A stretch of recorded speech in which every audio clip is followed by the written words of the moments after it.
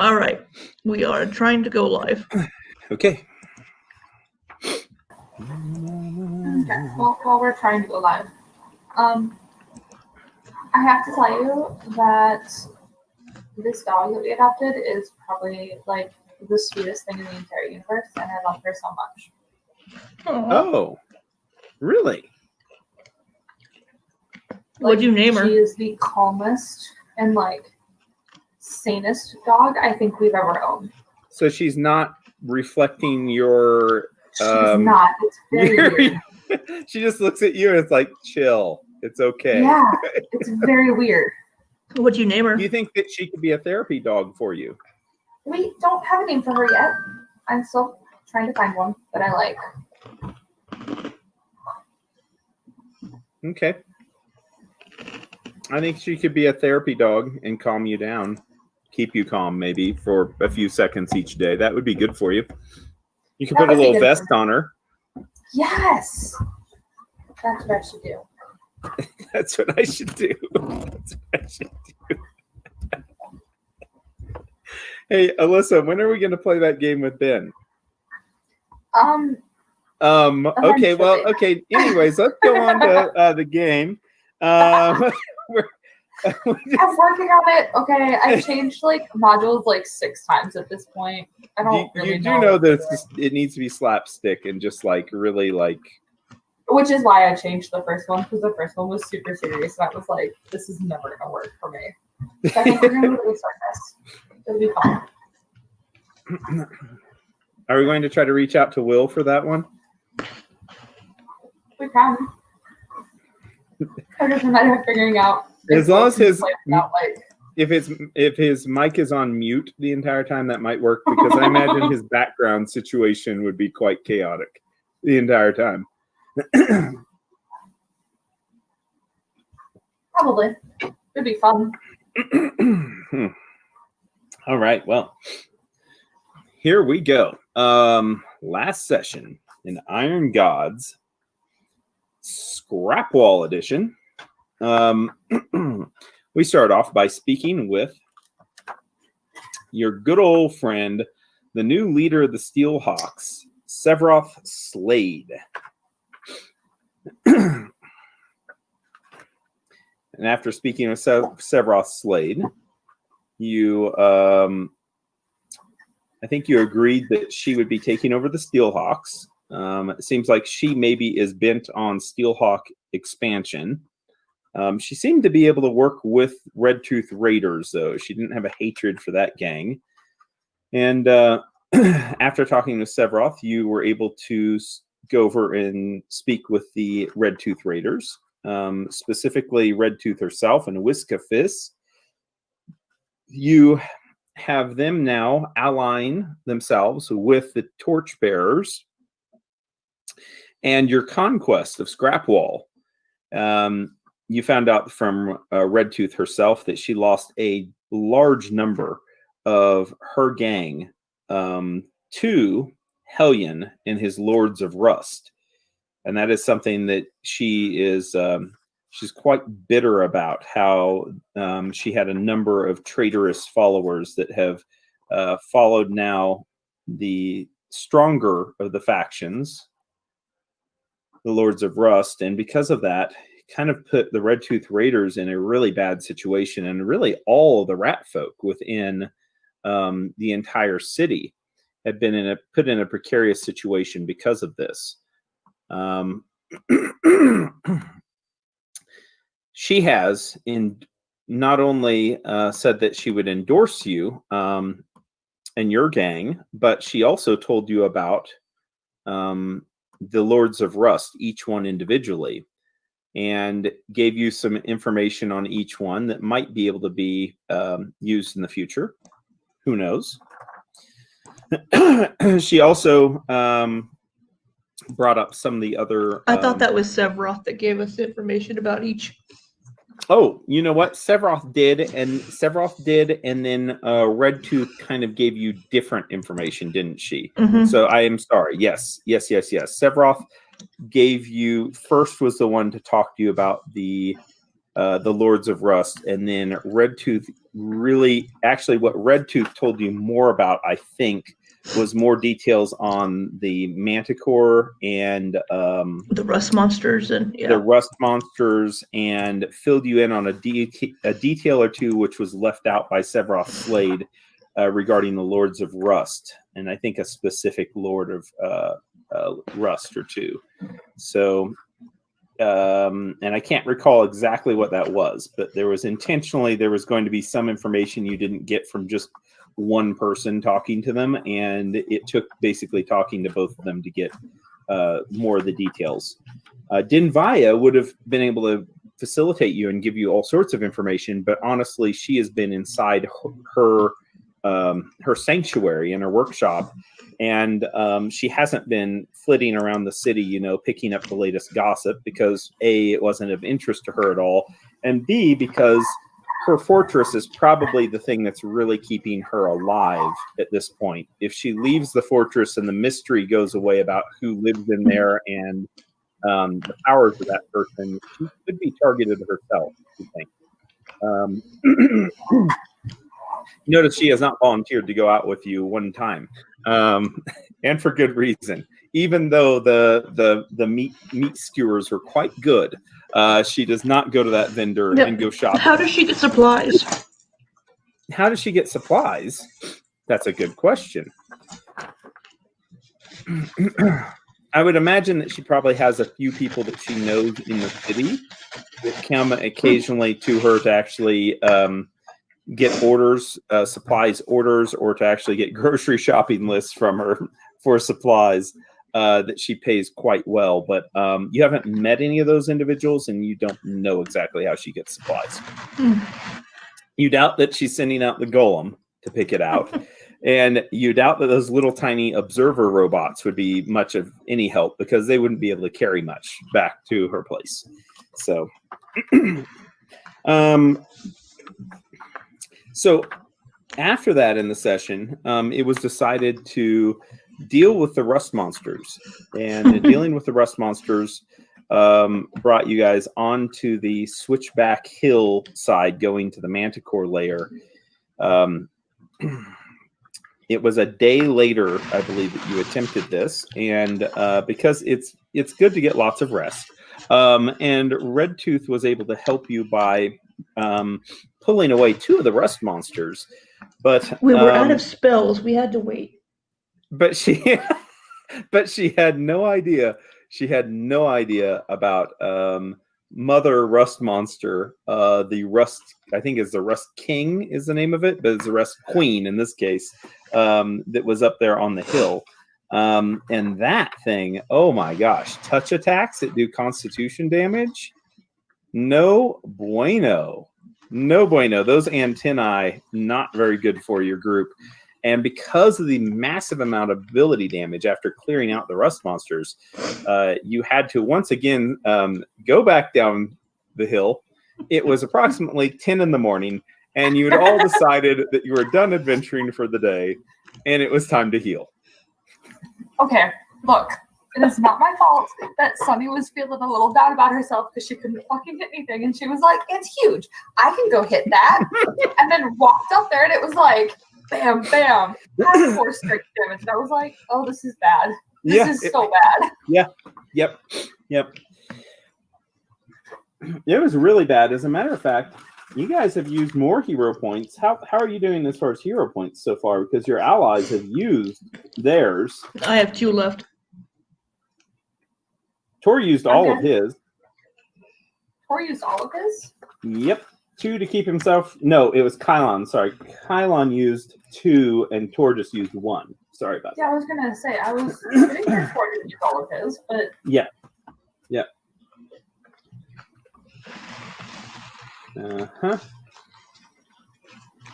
All right. Okay, so at this point, is there anything else that I might have missed, or anything that you need clarification on? Because you left. Oh, you did see some holes. Delstria did. She saw some holes where you think that up high, I mean, it'd be a 20 or 30 foot climb off the switchback area. but you can see that there are large holes where maybe giant bats or maybe this Sabosan could be using those as maybe cavern type layers. But there are probably about, did I say 6 or 8 of them spread around? So there might be a few that you'd have to look at. I don't remember. We'll roll a die. That's always good when we can't remember. 7. Split the difference.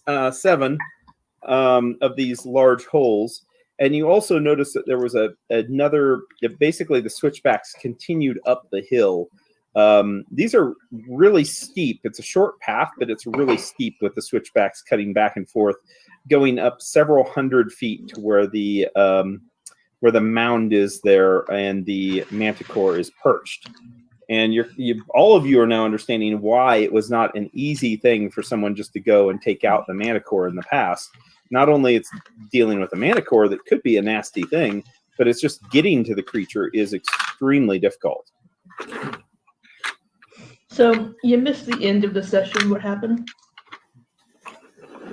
The end of the session. The end of the session, nothing of note. It was a shit show. Nothing of note. Nothing happened. Look at Libby's like, what? Fuck you guys. It's not funny. Wait, so we learned a lot about Sunny and Elfion, and we had another Dr. Phil session because that's what we do. I don't remember it. What was that all about? Alyssa, could you describe to us? Oh my god! We had the weird Kura. Elstria's undead buddy, who we love, and who brought so many questions forward about Elstria and who she is. Mm-hmm. And Elstria didn't want to be friends with him and just sent him away. As Kylo went searching for the club that he carelessly tossed aside.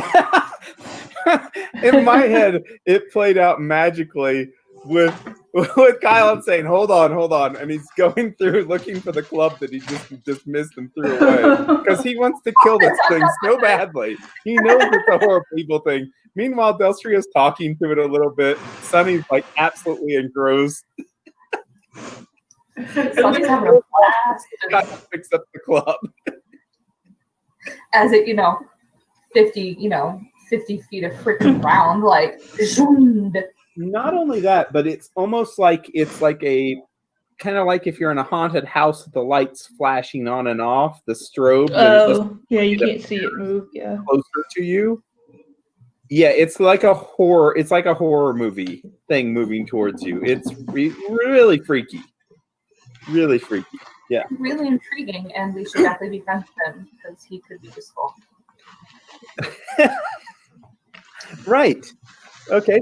Well, anyway. Sunny's goal is just to make as many friends as possible in Scrapwall, and so far none of it has worked. Sunny just wants to make friends with all the evil things.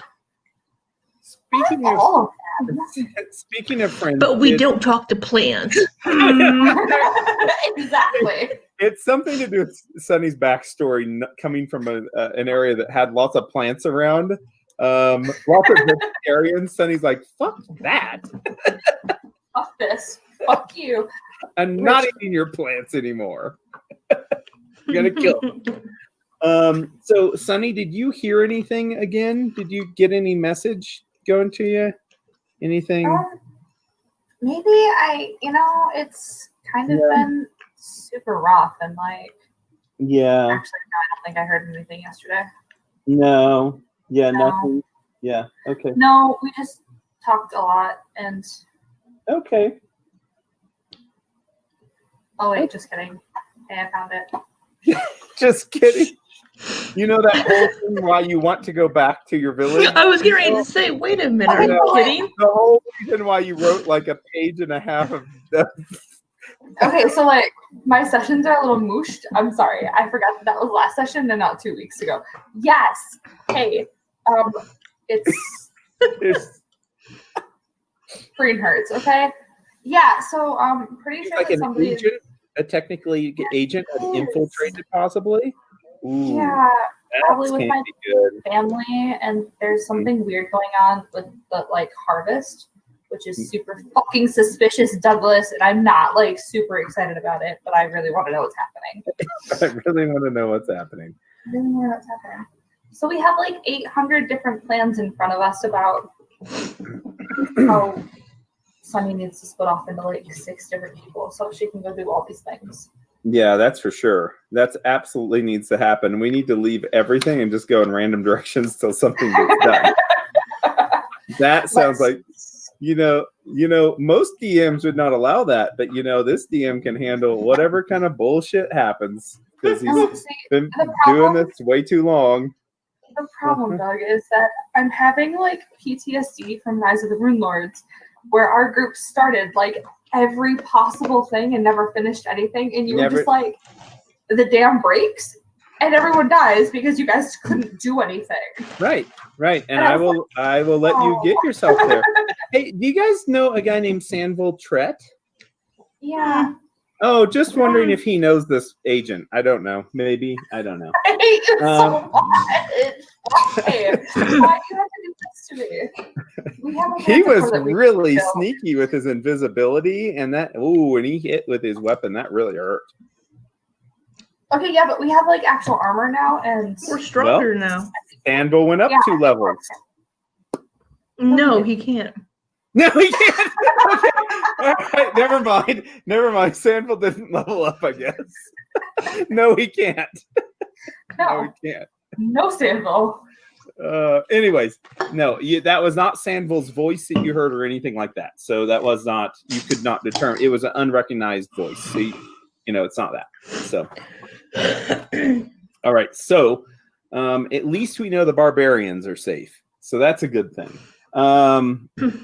See, do you see this? Okay. He's just like, here, Yeah. I'm just going to keep poking at you. And be like, you figure it out. You can figure it out. You're good. I have so many theories right now. It's not even funny. Like, I don't even know what's going on anymore. Oh, no. That's not good because it causes option paralysis. That's what happens when you have it does. It's not good. So, well, here's what happens that evening. There's a lot of sleeping and a lot of recovering, and I think everybody is up to full health and full stats by the end of the night, right? Mm-hmm. Tor is down 1 point in Constitution. Is that what I'm seeing now? Yeah, That was before we rested, though, right? Yeah. Oh, yeah, that's right. Well, he only heals 1 because he is in a negative modifier. So he's down 1 point of Constitution, and that is it. Oh, okay. So no big deal there. Everyone recovers all their abilities. I mean, you have about 12 more hours to talk also after you rest because you went to bed super early and started your resting super early. Thor, in his good progress, though, he's able to get done the claws for Alpion. And these are, this is amazing because he's actually able to work with the heat of the forge of that Dinbaya has there. It is not a normal forge, and he's able to actually shape adamantine. And he's got high enough ranks here that even though I failed one of the rolls, he got the other roll, and he is able to get the claws. So that is really, really good thing. So the claw attacks are now going to be adamantine, which will bypass this hardness and the DR of a lot of things in this game. All right. So the next thing with a nat 20 that happens is that during that downtime, Kylon is going to be able to do some shopping, and he is going to be able to bring in raw adamantine enough so that Tor can actually modify their weapons and make them adamantine. This will take probably about a week if I'm rolling correctly, or well, if he rolls well. But they will be able to have adamantine weapons within a week, and they have spent a huge amount of their gold in order to procure the adamantine for this. that's fantastic.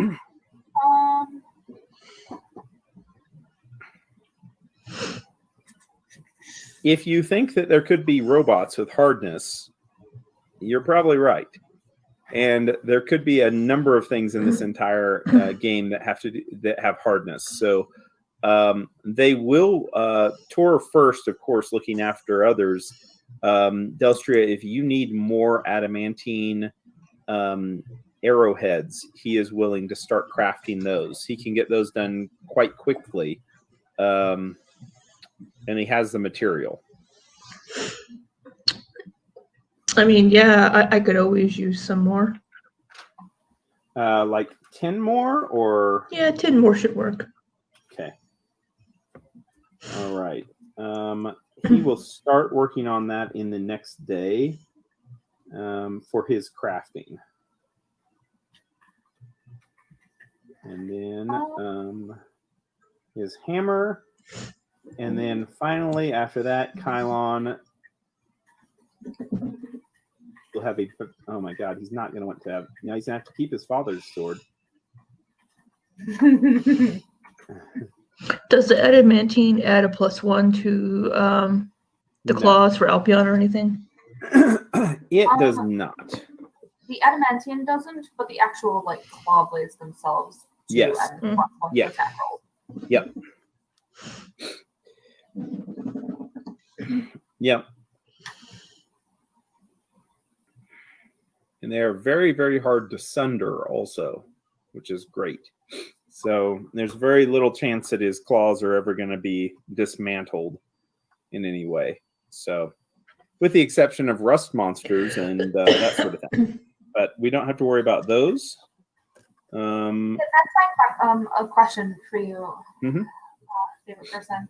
So they lured away 2 of the rust monsters.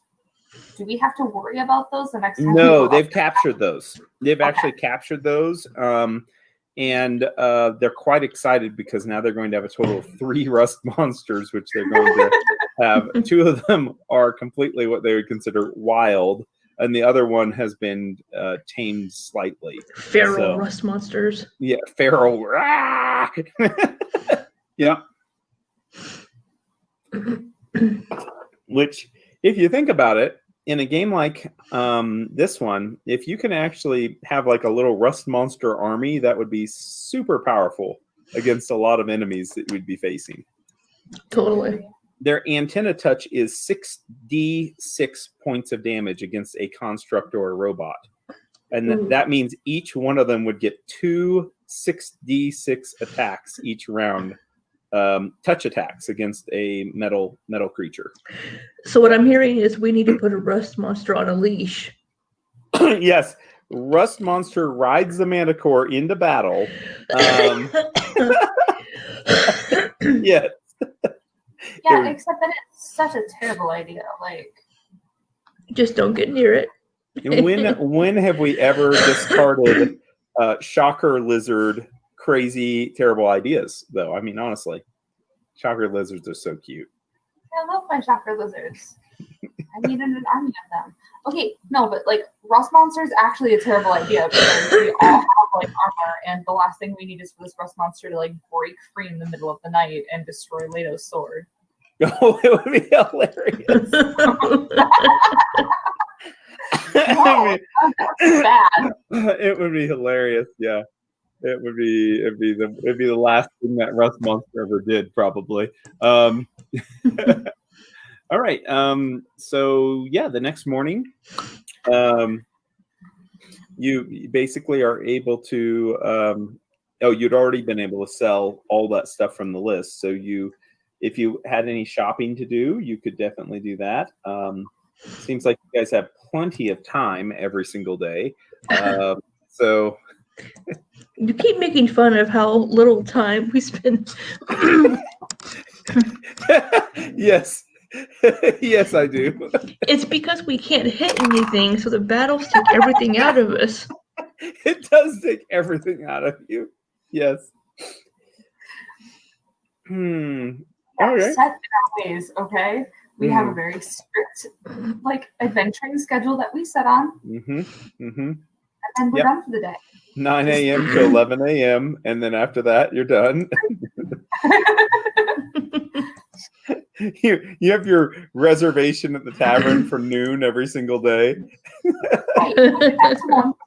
Do like an hour of Dr. Phil session because currently we have Yeah. a lot of things to go through about our past that are slowly coming up. Speaking about past, do you want to talk to anyone, Sunny, or do you want to just kind of keep everything held in for right now? I mean, that seems to be a healthy way of dealing with it. It's working so well for me now. So Yeah. Okay. what do you think I should be talking about? They know a lot. They know practically everything. Exactly. Practically everything. We don't What know else do they- anything. Also, why is adamantine so freaking expensive? Well, I don't know. They asked the two people that just spent all of their gold from like the last, well, I don't know, 8 sessions on their 2 weapons. So, Oh, I was like, Yeah. shit, where'd all my gold go? I was looking at Alpion. Alpion doesn't Yeah. have gold. I know. Well, all right. luckily, Well, since luckily, nothing else- once we hit another big town, they'll get an additional like 4,000 gold. Once we're able to sell the laser rifle and the soothe and the wand of exhaustion. you're selling the soothe still. I love it. If we sell it, yeah. I mean, Yo, you know, Delstria, you're just going to slip off one day and be selling it in the alleyway there. Some large town. I mean, I have no problem with that. So, okay. All right. So the next day, what do you do? Breakfast? Oh my God. Okay. Yes. Of course. Of course. So since Denvaya doesn't keep much food around, you head on out into the neutral section here, right outside of her little canyon area. And once again, you notice that the little observer robots are held onto the sides of the walls there of the canyon, following you at a distance, doing what they do, which is observing. Yeah, I'm And going to wave at them this morning because obviously Hellian's paying attention. So, good morning. good morning. You're gonna wave to them. Mhm. No reaction. You make it out over into this section though, and E. You can make a perception check, everyone, just to get a general idea of some sights and sounds. No, I wasn't ready. Oh, God. 25. You want me to do things? What the fuck? Oh, I have 25. 24. Okay, I'm Holy actually gonna moly, think okay. about that. Okay, both of you notice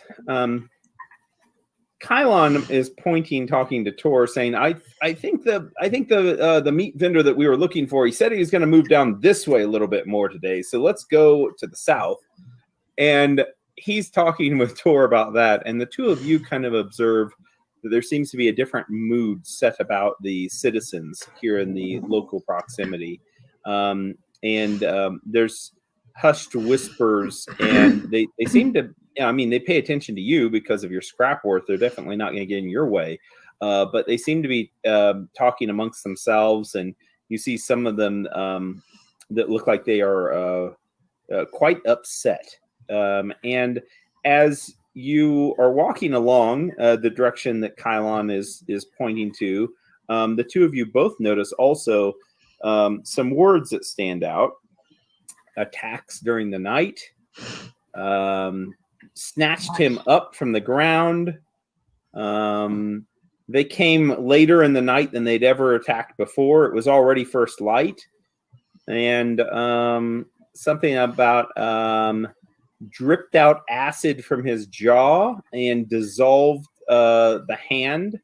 Little things like that, like little snippets of information that you're catching as you're walking along. And you can't help but to wonder if specifically here in this area, there last night was an attack by the Manticore, the Sabosan, and also a number of giant bats. One of the men says, "They've never attacked in this corridor before. I thought it was safe. That's why I moved all the way across from the damn town. I thought that Is that the walls of the junk would keep me safe? I had a nice place hollowed out. The woman nods. She says, I know. I tried to get away from that thing. I mean, I have to be out early going to the wells. And she says, when is it going to be safe in the middle of the day? I can't sit around just peering out of my shelter for half the day.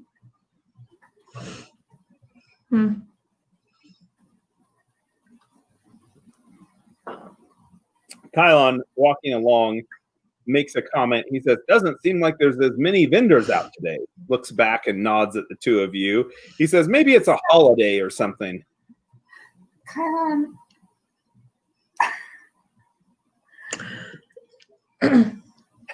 I adore you so much. He had a 4 on his perception check. You are like my favorite big brother. Just so you're aware of this. But... He nods. He says, well, I didn't think that you had a big brother, so I'll take that as a compliment. Yes. He says, and Tor's not hardly as big as I am. He smiles. He says, you know what? He says, I think we did good yesterday. We did some good things eliminating those threats, and I'm looking forward to killing that manticore today and hopefully catching to that undead thing that violated Denvaya's canyon, maybe tracking it down and putting it to rest also. You can't trust the undead. They speak lies. And he looks over at Delstria and he nods at you. He says, they always speak lies. You are so right. But maybe let's not attack the undead right away, okay? He says, well, he says, now that my father's sword is with me, he says, and it's a new day, I have no worry about taking care of it if it comes to threaten us again. Or not. He didn't threaten us. He was giving me information. Yes. He says, did you hear so that, what Grandma? purpose? He says, you know what evil is after at the end of the day. They only want to trip us up, to make us fall. He says, anyways, he says, oh, there's the meat vendor. And he points over and he says, oh, no. He says, I don't want meat balls. I want the meat on the stick. Meat vendor there. The new sign that just shows big lump balls of who knows what. It was meat product that's been shoved together. It's a freshly made sign. He waves at you as you're coming. He says, no, I got good ones here.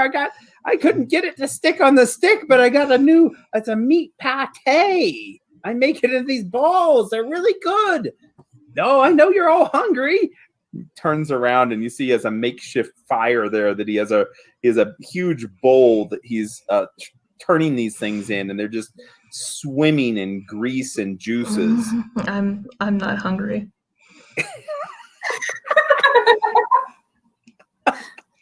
I think this is my favorite part of this. Is the fact that I was like, so what did you guys do? And we spent like 20 minutes talking about like meat on a stick and meatballs. Yep. And the preference of each player or character, I should say, each character. Kylon he comes up and he kind of sniffs the air and he looks back at Belstria and he kind of like shakes his head. He's like,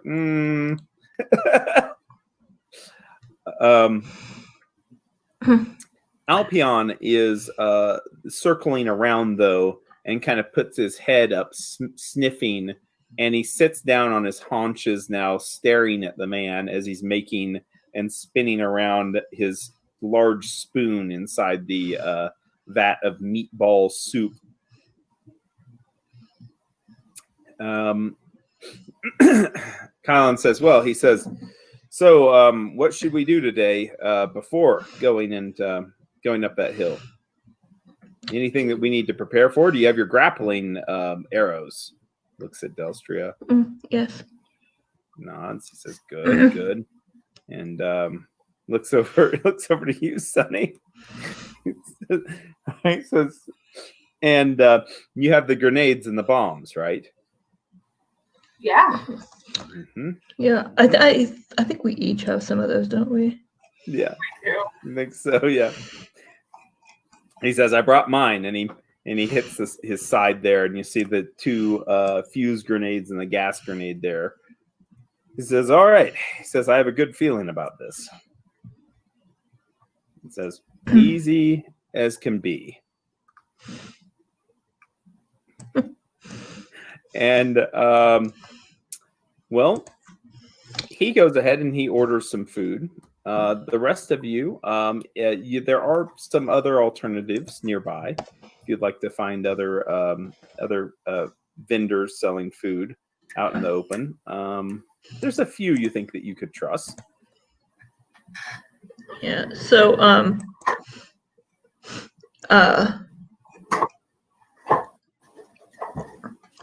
I'm gonna tell Kylon while we're eating that we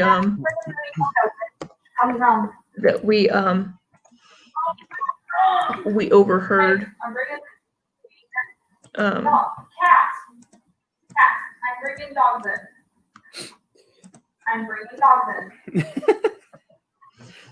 You overheard what? gonna tell Kylon that we overheard some townsfolk saying that there was an attack overnight. Probably that it was worse than it had been before. It seemed pretty bad and people are scared. So we should try to take care of the Manticore and Sabosin as soon as we can. He says, absolutely. He says, I wonder,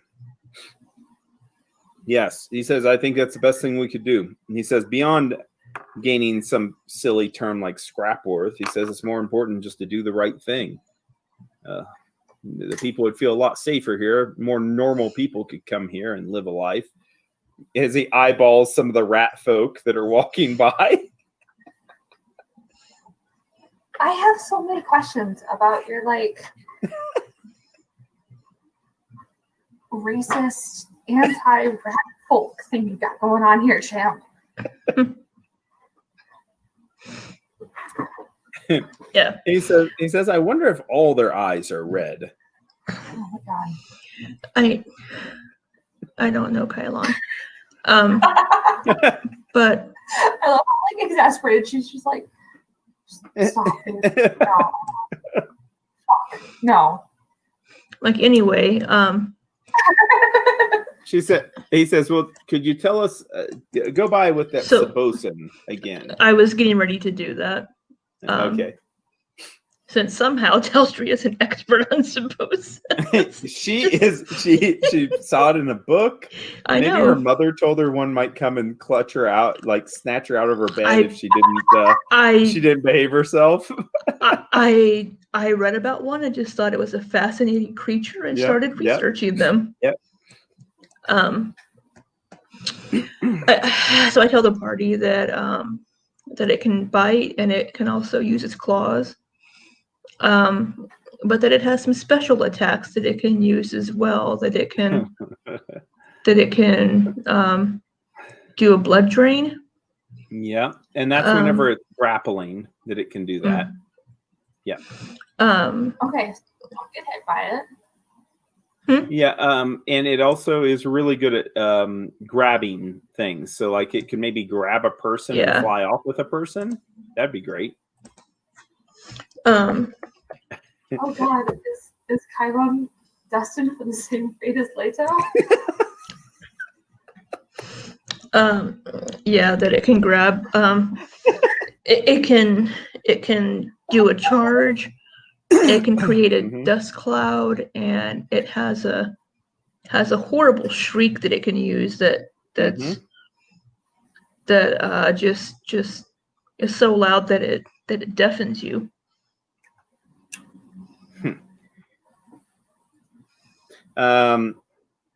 Tor doesn't like that idea because obviously if you're deafened, it's very hard to cast spells, including healing spells. That could be really bad. Kylon doesn't seem to, he seems to understand, and he's nodding each time you talk to him about these things, but he doesn't seem to be as concerned. He's like, so it's basically like a big giant bat. Well, Much So it's not worse. even Just mind the claws, because it will Huh? try to grab you and pick you up. He says, all right. He says, well, I will.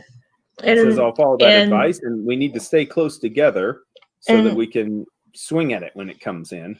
I don't know of any weaknesses that it has. I don't think it has It doesn't. anything. It doesn't really Right. have weaknesses. I just No. love that. Although it's not super, I mean, for what it is, it isn't as, I mean, it isn't as tough as it could be. I mean, you think a few really good hits and it would go down. Yeah, You know, but it's very quick. Yeah, but it's very quick and it could just fly away, and Mhm. several of the people wouldn't even have a chance to attack it. And if it was nighttime, hardly anyone would be able to see it even coming, in the group. So it's probably good not to attack it during the nighttime. Or we're gonna go in the daytime. Seeing as how your group is in bed by noon or 2 p.m. after lunch, usually, you shouldn't have any problems.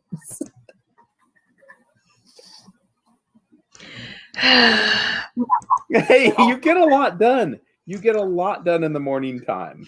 You know, it doesn't matter how many days it takes us, as long as It does not. It's It not does like not. we're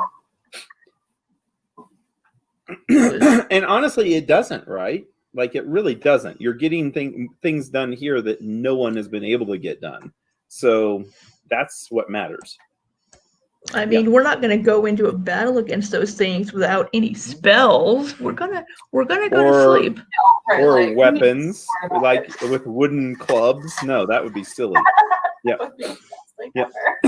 That'd be horrible. All right. So, you guys are doing what after breakfast? Are you ready to go up a hill? We're ready to rock and roll. I wanted to hear that from you. Absolutely. I'm going to delete that one. Okay. Well, you are going to start making your way up the hill then. And as you go through the base path there where Redtooth is at, or her camp is at, I should say, you don't see Redtooth this day, but you do get greeted by a number of rat folk. And they seem to kind of create a safe passageway there by making sure that citizens don't clamor after you and beg for gold or anything of that nature. They're keeping kind of some of the rat folk away from you, and some maybe have a little bit more of sticky fingers are keeping back from you, especially as you're going up. And you notice that the Redtooth Raiders specifically are just kind of acting as your personal entourage as you're going up to that pathway, but very quickly separate and fall back whenever you get to the pathway leading back to the switchbacks and up to the hill, as it seems like they are in no mood to go after a Sabosin or a Manticore. Or the giant bats. Or giant bats. Right. Absolutely. Okay. So you will go through the first series of switchbacks, the same that you've seen before, that lead through to the rust monsters and beyond. And making your way up that way, you can make a perception check, each of you. We'll roll for that. 15. 21. I am on fire today. It's because I No. didn't test anything. I rolled a 3. Yeah, very good. All right. Well, things seem to be okay until you get to right about the time that or the place where you'd fought the rust monsters before, and you see that on the switchback path, you see that there are new decorations, spaced out about 20 feet apart. Upon the pathway are a total of 6 heads that have been severed, And these are sitting, looking down the pathway as if to greet you as you're going up the switch paths or the switchbacks. And these heads are of, you believe, scrap wall citizens. Maybe some of those that were attacked this morning and carried off.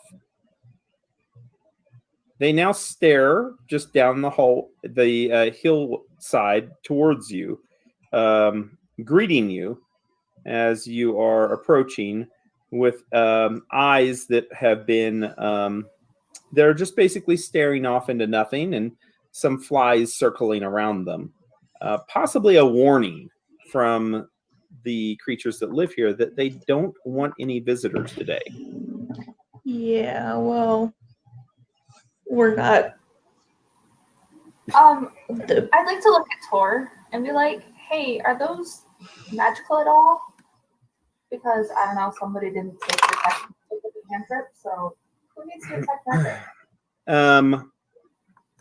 Good question. He is going to detect magic, as I'm sure that Delstria can also. Mhm. And he finds they are not magical. Cool. I want to take them down. Okay. Yeah, it definitely seems like the right thing to do. To try to, and they're easy enough to pick up because they're right on your path. You notice on some of them, it looks like there's scratch marks around the head and stuff where large claws were attacking them. But for the most part, it is even though it's a little bit gruesome, it's an easy process of picking them up and removing them from the trail. I appreciate that. And you know what? Kylon appreciates that too. As he looks to Sunny and he says, yes, he says, that's the right thing to do, Sunny. And he is going to get out a sack, a head collection sack, to start, helping you to pick them up. Like you're collecting We seem garbage to have from a the bad side. habit of having bags of heads.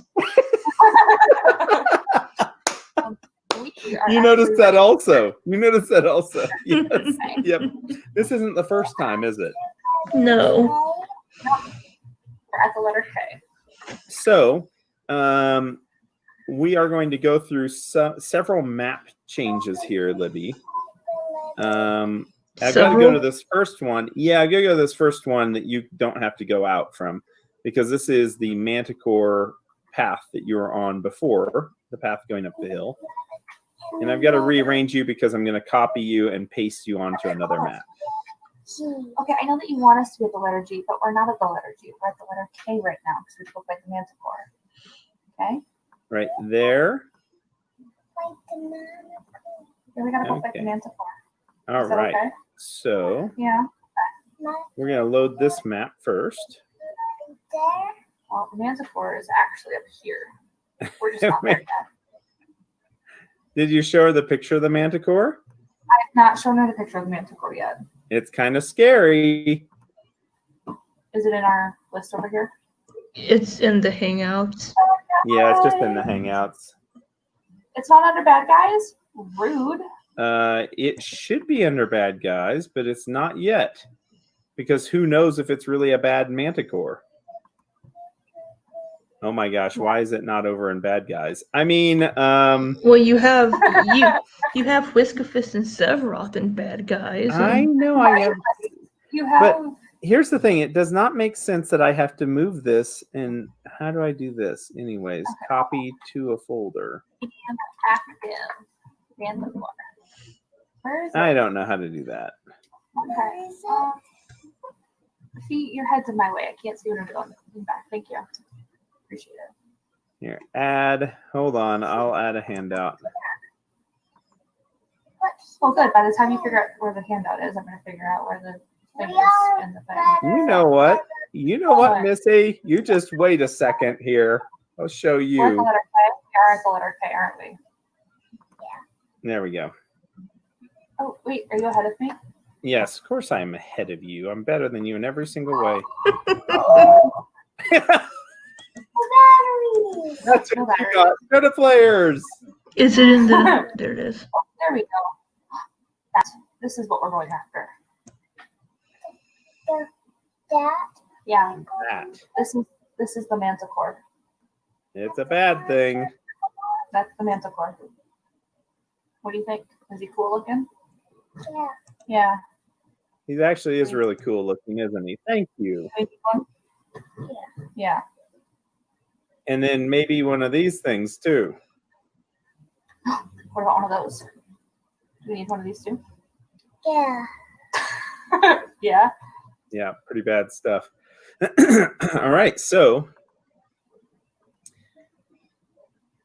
you guys see the map here. This map continues on with some stair steps. You make it through where the rust monsters were. You clean off everything on the pathway. You're feeling really good about your morning. Kylon mentions that from up here, the air actually is a lot better quality, and he can breathe better.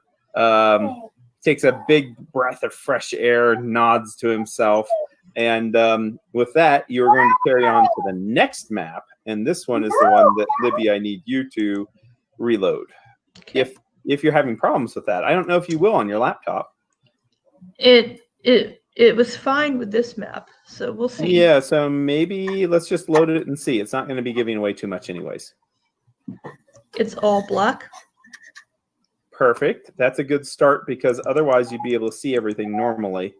And now Okay. you should just be able to see where your character sees. Yes, Oh, sweet. It actually works on your... I think it is a monitor thing, huh? I think so. Yeah. You were right. Oh my God, no, not double clicking. Oh my gosh, Alpion, get down here. Okay. Hey, Alpion is excited to go kill things, okay? With his Alpion new should claw. be in front of me.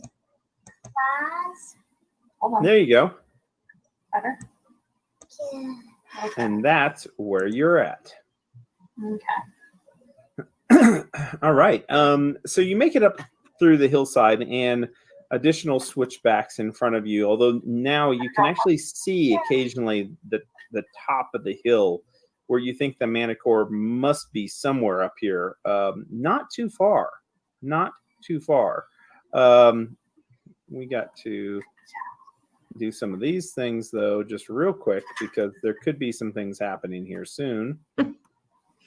Not saying anything. Maybe, maybe not. There's nothing because everything up here is super friendly and we're going to make friends with everybody and they're going to be like, we're not eating people. We're You're good right. guys. You are Let's go kill absolutely somebody right. together." You know what? They aren't big enough either. So we got to make sure they're big enough. Isn't that what? Is that what you just said? Yes, that's exactly what I said. I'm so glad you're such a good Yeah, listener. that's what I heard. All right, good. I made them bigger. Don't worry. Okay, there we go. Okay, so the goal of today is to go through more than one combat before resting. We make no Funny. promises. I feel like we're resigned to ourselves. Like this battle is gonna like take everything out of us. It's so- gonna Well, say. It maybe seems like it if might. Dougie doesn't do 4 con damage with a single hit, You know what? It wasn't me. It was the rust monster. maybe if Doug's rolling for the bad guys isn't good, You know, there's a lot of what ifs here going on, and you're Exactly. absolutely right. and Let's they're see all about it. pertain to you. Yes, they absolutely are. They absolutely are. Oh no, I closed the wrong one. Okay, changing music. There's Barren Waste. Can everyone hear that? It's wonderful. No, I have it turned down. Good. I was Well- gonna say no, but so. We just got the nose. Oh, okay. So loud. There we go. Perfect. Okay, so there's a little bit of wind in the background. It's definitely a barren environment. It's wasty. Someone's gonna get wasted. All right. So you're moving up the hillside, and everyone can make perception checks again as you're moving because you're really keeping your ears open, your eyes looking up into the sky at any sign of movement here. Sounds like the monsters were out late, maybe past their bedtime. Maybe they're asleep. I had a 23, Sunny had a 19. 23 and a 19. Much better than the 7 from Tor and a 6 from Kylon. All right.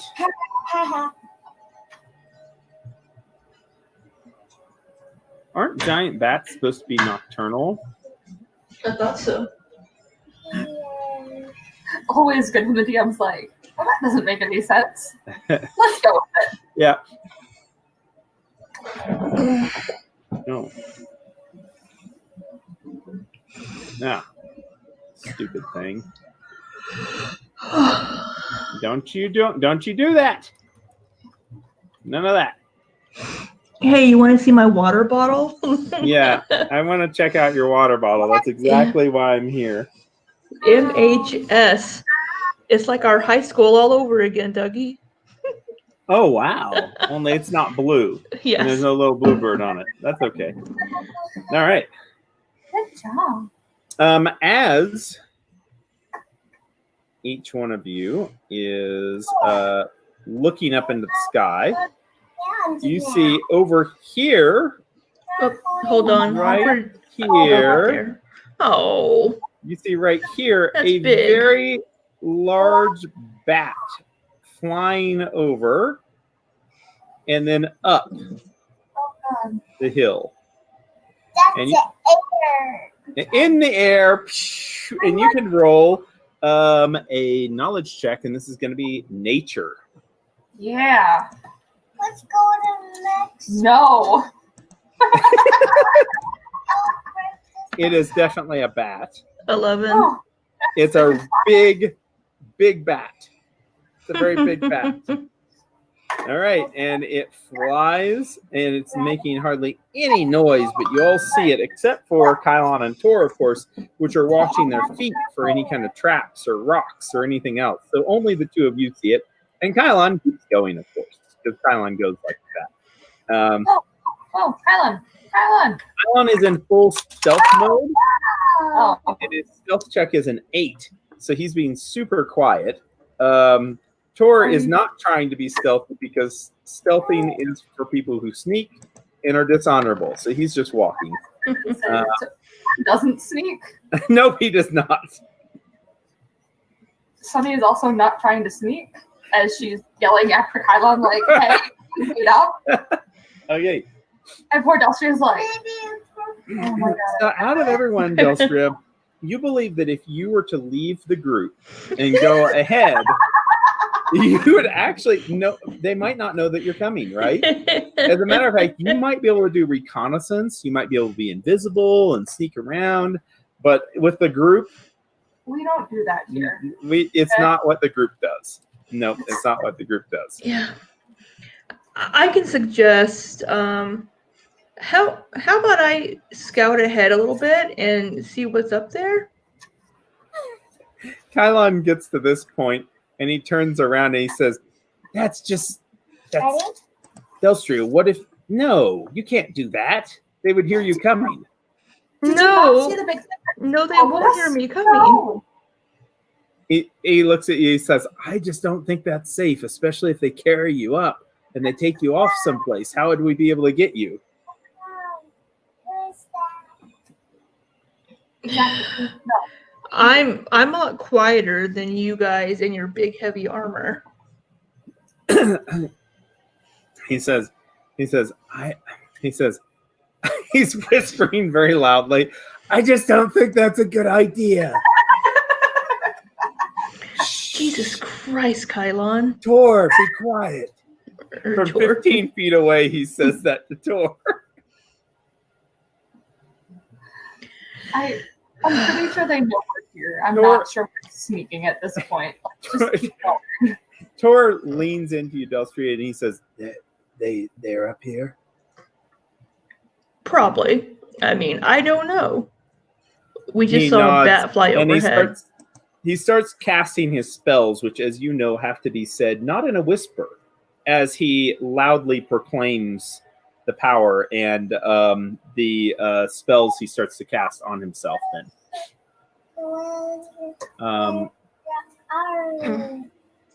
he casts Shield of Faith. Rain, rain, go away, come back another day.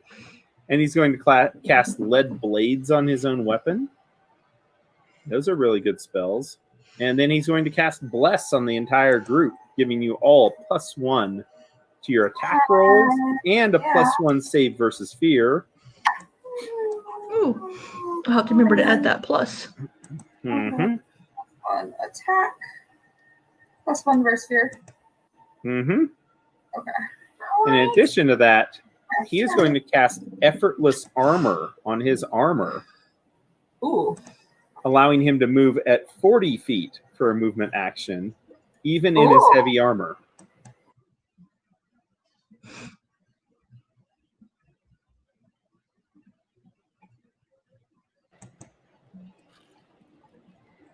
Sorry, I had to reload really quick. So that was 4 spells that he cast. So Wow. does anyone want to do anything in that period of time? Kylon's looking around, and I'm- eventually he says, well, Delstri, if you want to go up ahead, you can. If you can. Oh, well, I'm sneak." sure they know we're here now with Tor shouting his spells. Hold Kylon on. nods. Give me. Kylon give me- nods, and he says, yeah, we couldn't sneak up on them, could we, Tor? Yeah, we couldn't do that. Helen, be nice. You know what? I'm good. I'm gonna cast Acid Maw. And now Sunny joins in. Heck yeah. Okay, so Because I clearly need more things. So Bear is now dripping acid from his mouth Nice. as well. Ow. Oh, that If is I- awesome. if I cast a spell that lasts 5 rounds, it should Yes. last until combat, won't it? Well, here's the thing. They're all casting minute per level spells. Right. And so that's a little bit less of a concern. Whenever you're doing a rounds per level spell, you probably want to be saying, Yeah. Oh, hey, wait. this is right as we start moving again, kind of thing. And then that way you can actually move with it. Especially if it's something like Vanish, it's going to be very, very I was brief. gonna cast Umbral Weapon on Kylon. Oh, okay. Yeah, might be good to do like once combat starts for sure. Okay. Especially knowing this group. I mean, I don't want you to be frustrated and say, I cast the damn spell, and then there's like 1 round of it left by the time you start combat. Mhm. So it's taken 4 rounds for Tor. Sunny has only taken a round, really. Okay. Do you have any spells that last longer that you might want to cast? I mean, I could cast Vanish on myself. That's rounds per level. Yeah. No. No? Okay. All right. Kylon is going to step aside if you want to go up the path. The path goes up this way. It narrows, and then it seems like it goes off Doug's screen, so I don't know what it does then. And then it narrows and keeps going up. Well, there's a pathway here. Yes, there is. Oh, by the way, Tor is going to step down here, and he's going to say, he says back to the group in very quiet voice, he says, it's a dead end for the way this way, saying that's a dead end. Okay. And then he steps back here. Surely no one would ambush you from both sides while you're on a narrow pathway. Of course, I tell Kylon just to go ahead, that they probably know we're here by now. He starts. He starts. You can all roll covert checks again. Kylon has a 9, which is really good for him. I mean, I can pretend to be sneaky. I wasn't actually being sneaky, but that's cool. Yeah.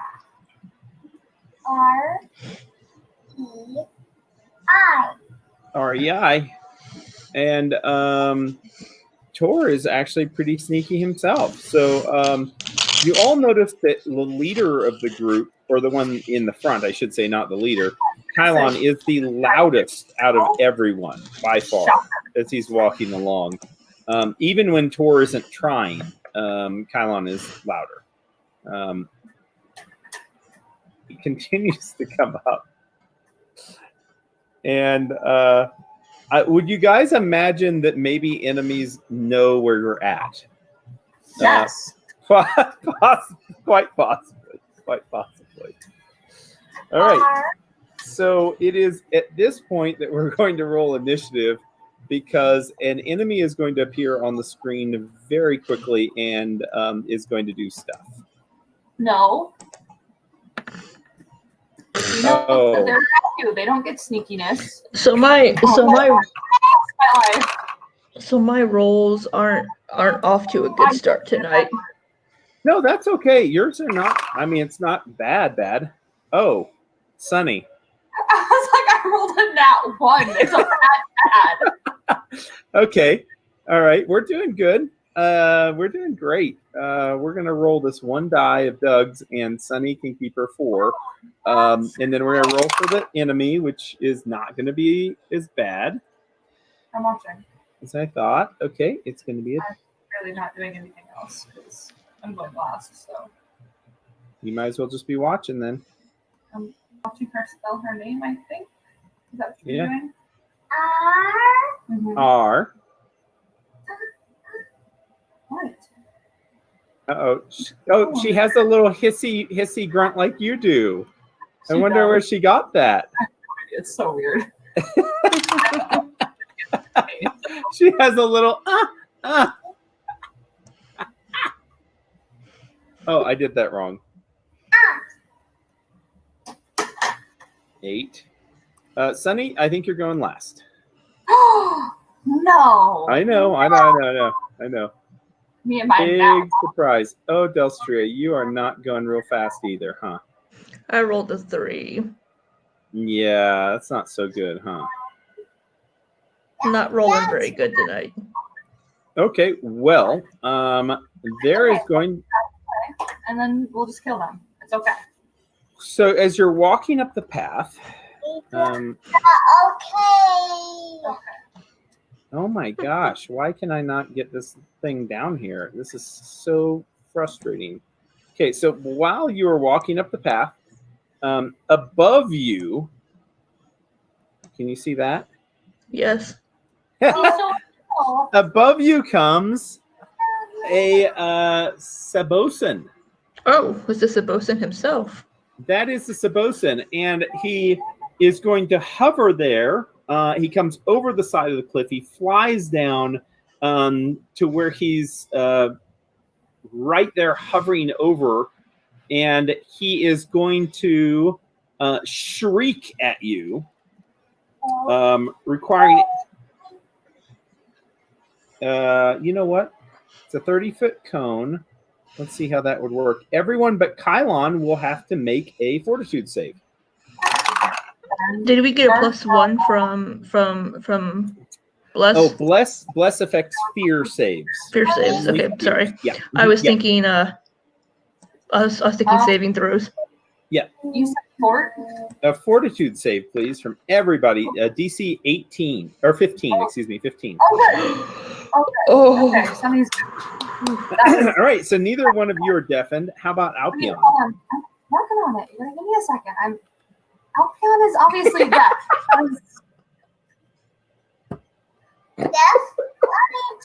This poor bear cannot catch a break.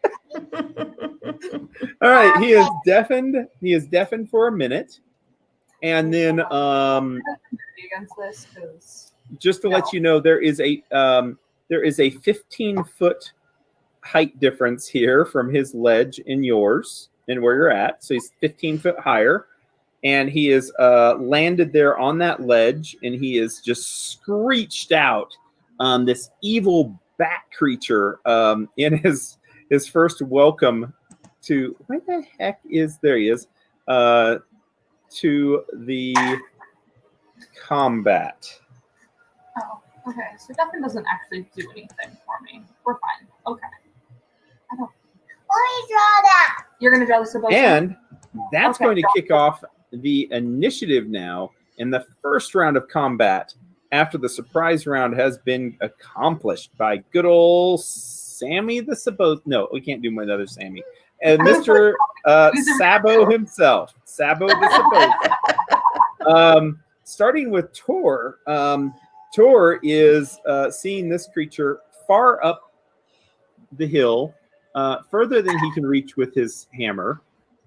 Tor, same as Kylon, does not seem to have weapons that would reach anywhere other than a javelin. And he is going to pick out a javelin, and he is going to try to sling it up the hillside up to this Sabosin. The Sabosin is going to be getting cover, but Tor is pretty darn good at his attacks.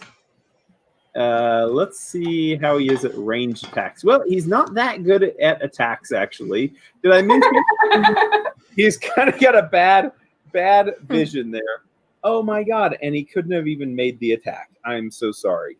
Well, let's say that he did anyway. So a javelin goes flying past the Sabosin, wide shot, and you notice that even as Tor throws it, the spirits that torment Tor twist his hand and pull the javelin to the side, where he would have actually had a good shot, but instead it gets pulled off to the side, misses by a lot.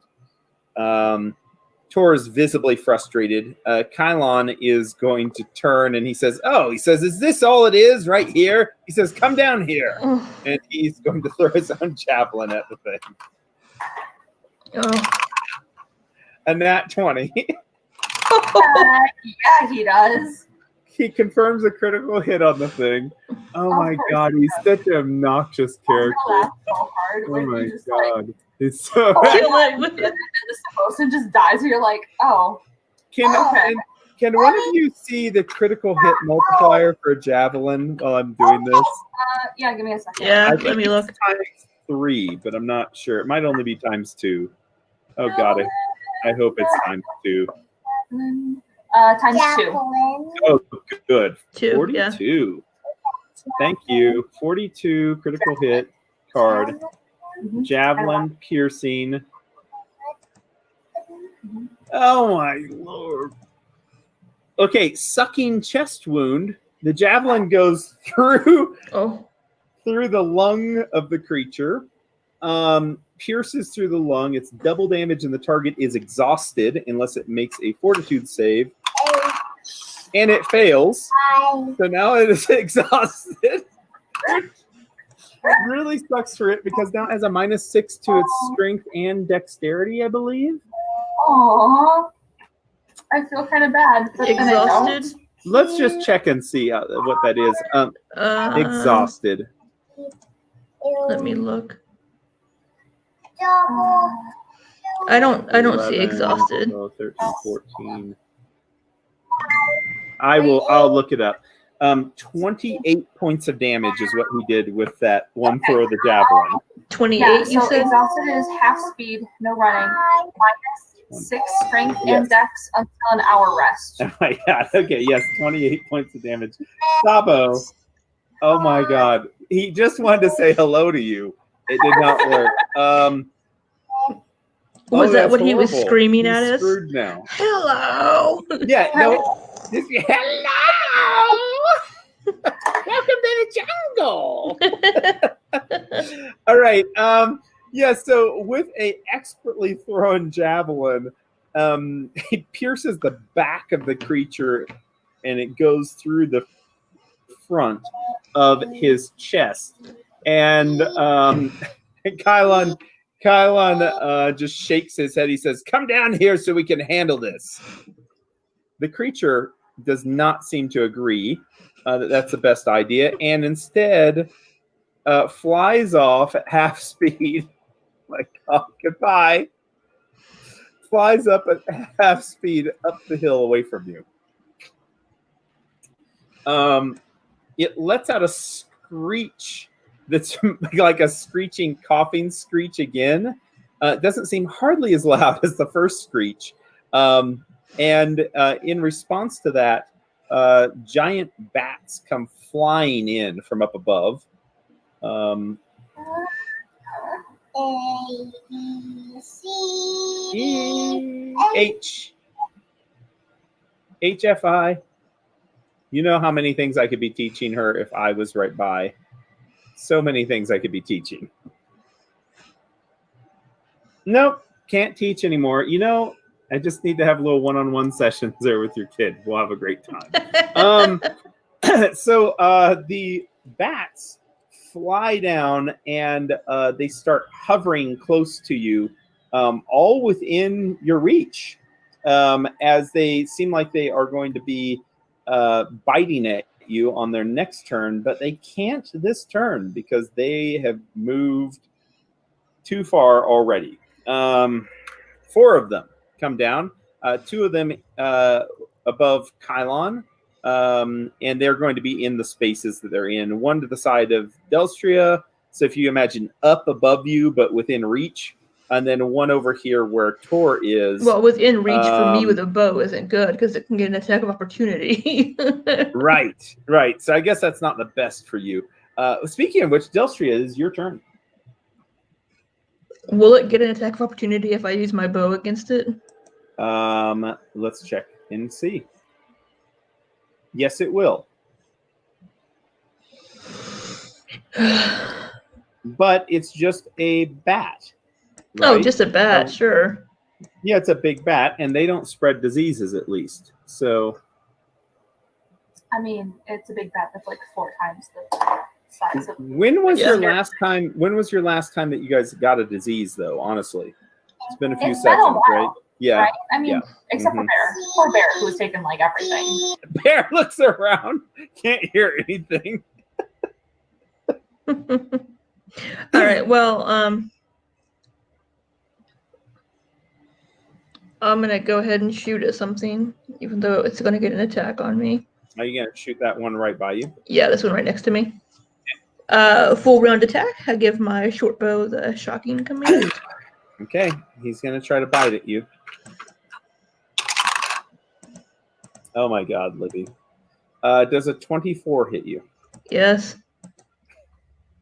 6 points of damage as he does bite at you as you start shooting. Oh my God. My God. It does just like, fuck you. Put on. You said 6. 1 second. 6. The very first Okay. attack, your response. With a +1 to 13. But the second one. Yeah, the second one does hit. And it is a confirmed critical hit. And let's see what the hell happens now. You know, you guys and your critical hits kind of just getting to me here. This shouldn't be like a billion critical hits a session. Yours is Okay, a times 3 critical multiplier with a bow, also, isn't it? I think It so. is. It is. It is. It I absolutely is. Yes. 48 and a 42. So the first one is double damage and 1d6 bleed as bleeder comes up. And the second one is going to be double damage and an additional 1d6 of bleed. Oh my God. Okay, the first D6 is a 4. Oh, good. Damn it, my brother. Damn it, your brother. What? I love your brother. He sent me a message on Facebook, and it came up, and it was blocking my macros. Damn it, my brother. The second one is a 2. All right, so we've got 30 points of damage from your attack. Plus 3 electricity. Plus 3 electricity. 33. Plus another 6 damage from the bleed. So there's basically the arrow goes through the heart, through the head, out the top of the head, and there's just this explosion of this bat as he crashes off of the hill between you and Tor, just tumbles down the hillside. They did not even have a chance to think about it. It was just absolute destruction as you shoot through the head of this thing. That is how you do it. Oh my gosh, that's amazing. All right, excellent. Sunny, Yeah. Where are you at? Oh, there you are, behind Kylon. Kylon, he's clearly in my way. Can I like stand like here? Let's check and see. I think you can. Yes. Okay. Ouch. Ouch. Okay. Sunny's gonna 5-foot step this way and Uh-huh. attack this one. Come at me, bro. Absolutely. Hold on. Hit it, Sunny. Oh god. Why are you not working? Oh god, everything froze. You're not frozen. Good. Oh no, you are Am frozen. You definitely are frozen. I still frozen? Can you hear me? You're frozen, I but can we hear can you, hear but you. you're frozen. What is Roll going on? It's What kind of witchcraft? like we can hear you talking, but your lips aren't moving. She's a ventriloquist. Oh, wait, okay, my bad. There you go. You're back. Woohoo! Alright. Hey, don't say that word. It's not a good word. What? I just respect Sunny at this point because Oh, Sunny. Oh, oh! Sunny, Oh, God. what can we do to help with, Did I you don't see that? help with Did you this? see that lurch What can also? we do to help with okay. I don't know. Sunny is clearly struggling here. Yeah, I don't know what you're gonna do because Poor Alpion, so confused. Why can he not hear? no. And Albion, wait. What about this spot? Is this spot open, or is this spot like? That is not a spot because there's a cliff there's a cliff edge here. Well, just mind He check. could go this way. That's kind of where I'm thinking that he's gonna go. He's gonna go this way and attack this way. That is not this way. I'm sorry. All right, Albion, let's fight. Boosh B. Yeah. Go, little bear. Oh, my bite is no longer like. Look at I quit. I'm done. Well, you know what? Listen, there's always the story part of the game. Yes, we can just end this, combat and just go to eating the meat and telling stories. I put so much into like who she is. Heaven forbid she actually do anything. You I'm know, frozen again. just by pure dumb luck, I got that critical. Yes, you're frozen again. What is wrong with you? Anyways, don't answer that. Tor, Things don't kill me. because he has a reach weapon, can attack this square, the back square, and it will actually still work since it's a large animal or a large creature. So that's what he's going to try to do.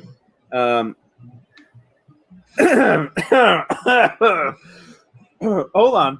There's a lot of bonuses and stuff here. I keep 15. forgetting about. That is a 15, which is big enough. It's good enough to hit. And I've rolled the wrong damage even. So I've got to re-roll the damage because his damage with lead blades on his weapon is 3d6. 8, 9, Lead? 23. Yeah, it's the name of the spell. Lead blades. Yeah. Oh. So that is enough damage now, 24 points of damage to kill that bat. And the bat goes crashing down onto the ground. So, all right, that bat's Why dead. Clearly, you don't even need me. I'm just a meat bag for distraction. Kylon, So, whatever. Kylon looks over at Sunny. You're not a meat bag. And he says, these are meat bags. And he goes ahead and he's going to cleave, starting with this one, and which is what Sunny could have done, and then ending on this one. If I hit something, I could. He kills one. And then he critical hits the other one and kills it too. Both of them crashing down to the ground dead. Nice. I just want to go home at this point. Kylon says, we can't go home yet, Sonny. We still have that thing that flew down here and then that manticore to deal with. And we need to get both of them, he says, so they can't kill any more people. And he goes stomping off this way. Oh, Are we that's a still full in attack. combat? That's a full attack action. He can't stomp off, actually. So he'll do a 5-foot step. Yes, we are still in combat. Oh, Jesus Christ. Just kidding, man. Alpine, go back to where you were. Just kidding. We are Shake to the creature again. You know what? You know what? Screw it. Screw it. This guy is not sticking around. He is actually flying off, and we are not in combat anymore. Sorry about that.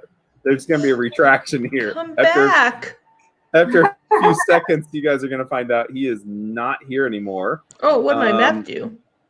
Oh. Hold on Please, 1 second. stop.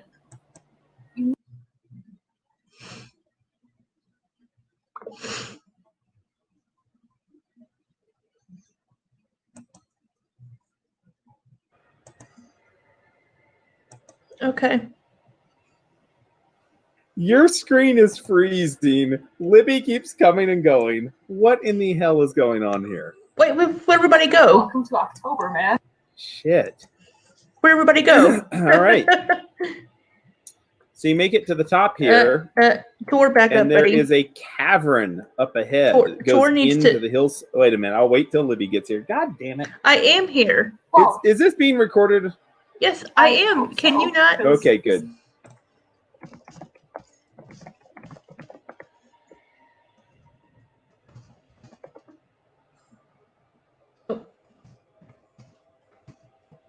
You guys just froze.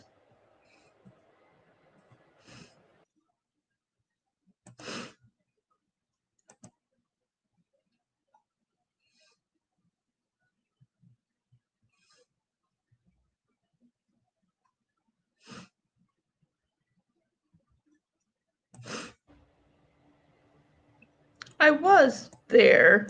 Tor I needs to was move. there. Tor needs to- So cute. Tor needs I to move was back. there. Tor needs to There. move back a step. Well, you know, I'm not doing that one. looks like holes upon the sides of the junk walls here, which would have been places where you would believe the bats would have lived. And that Sabosin thing, a trail of blood is here on the ground as it looks like it has flown into a dark cave up ahead. Oh, well, I guess that's where. I think my brother forgot Tuesday night's game night. You better tell him, leave you alone. So, of course, naturally, you He's guys are showing me going to his go into the pizza. cave. Well, I'm very glad for that. And then Kylan goes ahead through the cave. Jesus. Okay. Oh, wait. There's not any more map up there. Okay. Nope. Yeah. There ain't. Ugh. And now, Libby, I would say you need to log out again because now we're switching over to a big map. Fantastic. You ready? I'm going to walk away. We'll try it. Until you guys get the next map ready. I'll be right back. Ugh. Gonna try it. There it is. Yeah. Hey, fun fact. I can see everything. Yeah, I could too. Yeah, well, you better not. But I can.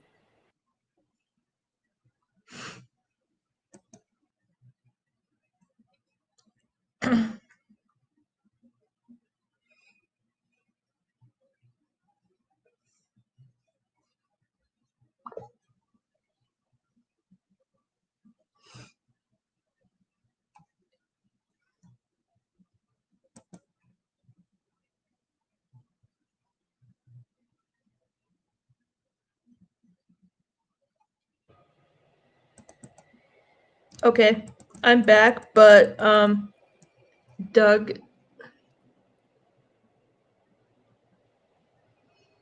So Doug, there's a Uh-huh. so there's the light illuminated where we are, but up ahead it's like a lighter gray. So we can see what's there. Mm-hmm. Let me show you what I mean. You didn't see too much. I'm doing too many other things. This requires a lot of shit to be done as a DM. So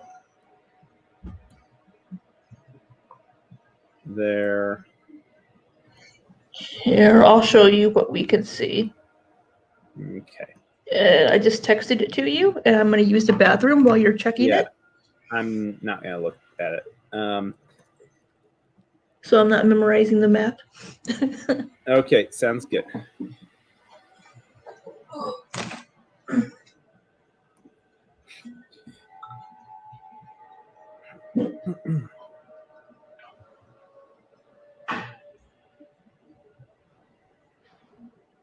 Yeah.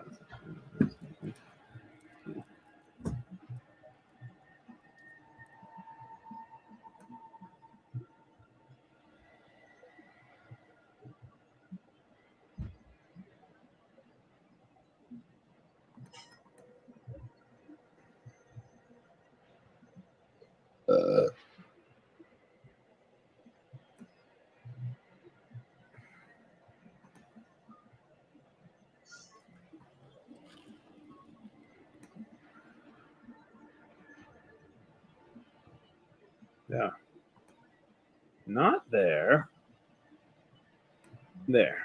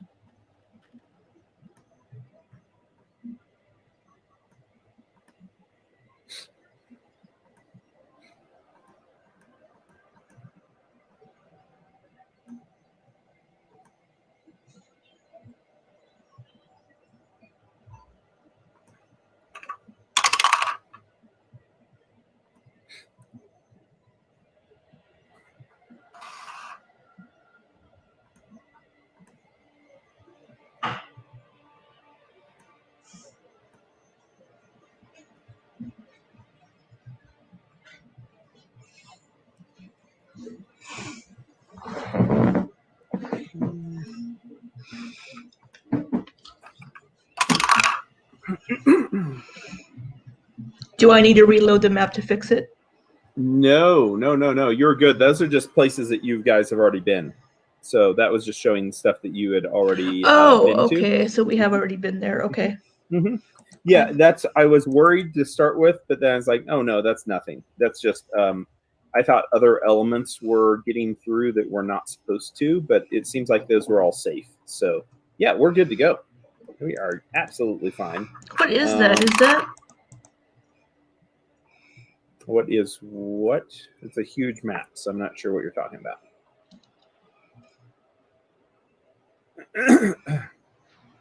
Is that the Smilers? There's multiple places. Oh, This is a total of about 8 or 9 maps that are all included into one. And gotcha. some of them you have not gone to and won't go to now. So, Well, but if we Oh. want to, well, If that's the case, then Doug, I probably lied to you and I probably actually couldn't see everything. I was just in like a section of the map we had already looked at. yeah. right. Whenever I loaded it, you guys were in 3 different places. Your characters were, and now you should only be in one. Yes, I am only in one, Yeah. so I Yeah. think I'm good at this Yeah, point. so you're good. Yeah, that was my loading of the map preemptively that kind of did that. So sweet. It's all Okay, good. good. Well, you come through the very short cavern of about 30 feet or so, and it seems to open up wider. And you notice that this stench that now seems to to kind of resonate in this entire area. Not only a stench, but there's a slight glow to portions of the wall here, almost as if there's some sort of unnatural force at work here. You can make spellcraft checks to see what that might be. I imagine you might have an idea.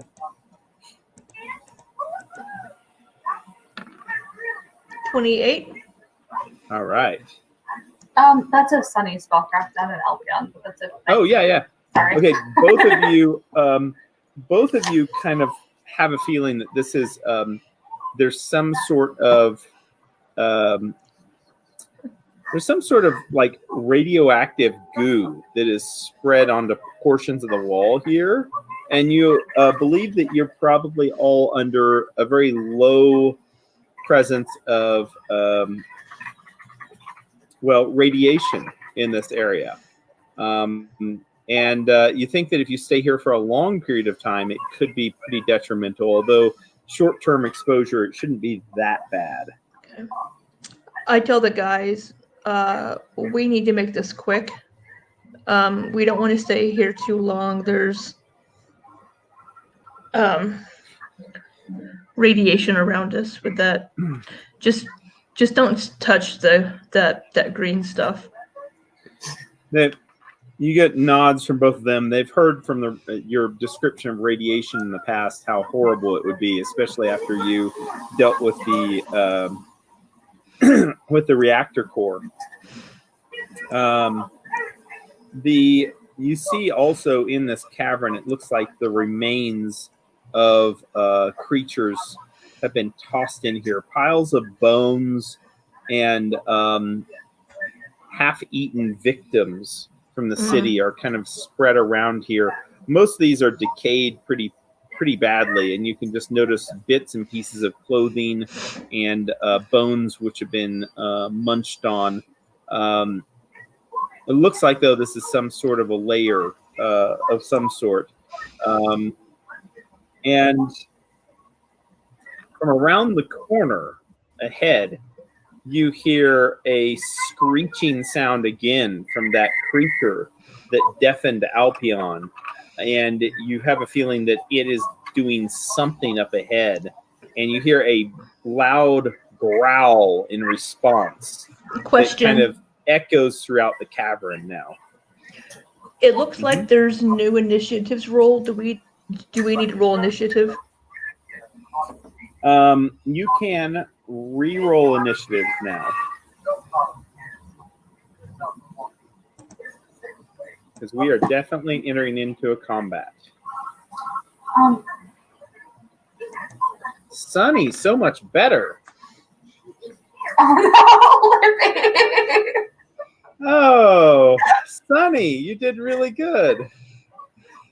Well, Sunny's right. All right. Good deal. Okay, so minute per level spell effects are still active. Oh my gosh, I don't know what to do. Let's see here.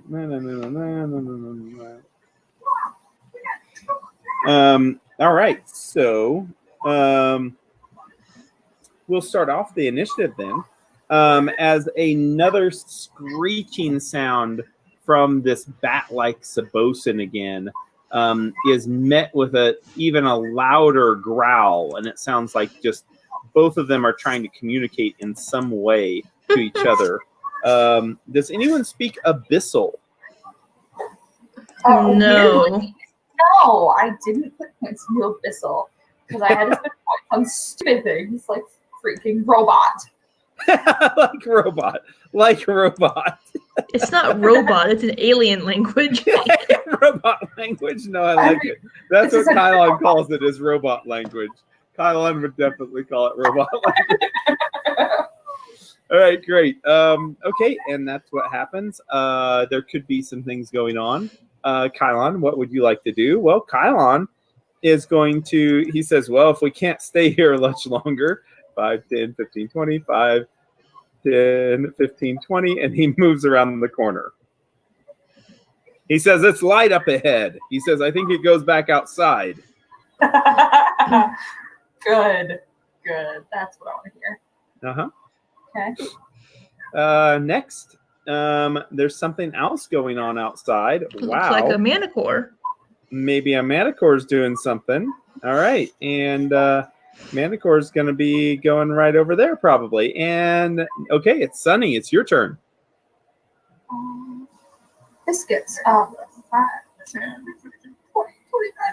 30, 35, 40. All right, well, zoop.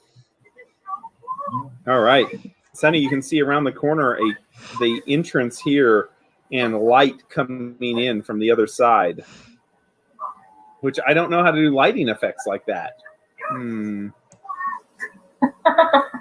Well, eventually I'm just going to reveal the whole map. How about that? When we all get around the Figure it corner. out. Yeah. No yeah, worries. we'll do that. Okay. Okay. Well, I moved. All right. Bear sniffing the air, he now growls. Tor, at 40-foot movement, he is going to delay until after Delstria because he doesn't want Delstria to go on ahead and get in trouble from some kind of ambush if left alone. So he looks back at the tunnel and then he nods to you, Delstria, for you to go ahead. And you do. Anything else on your turn? I'm doing double move. Okay. Oh, should have lost count. 1, I was 2, there. 3. 5, 10, 30.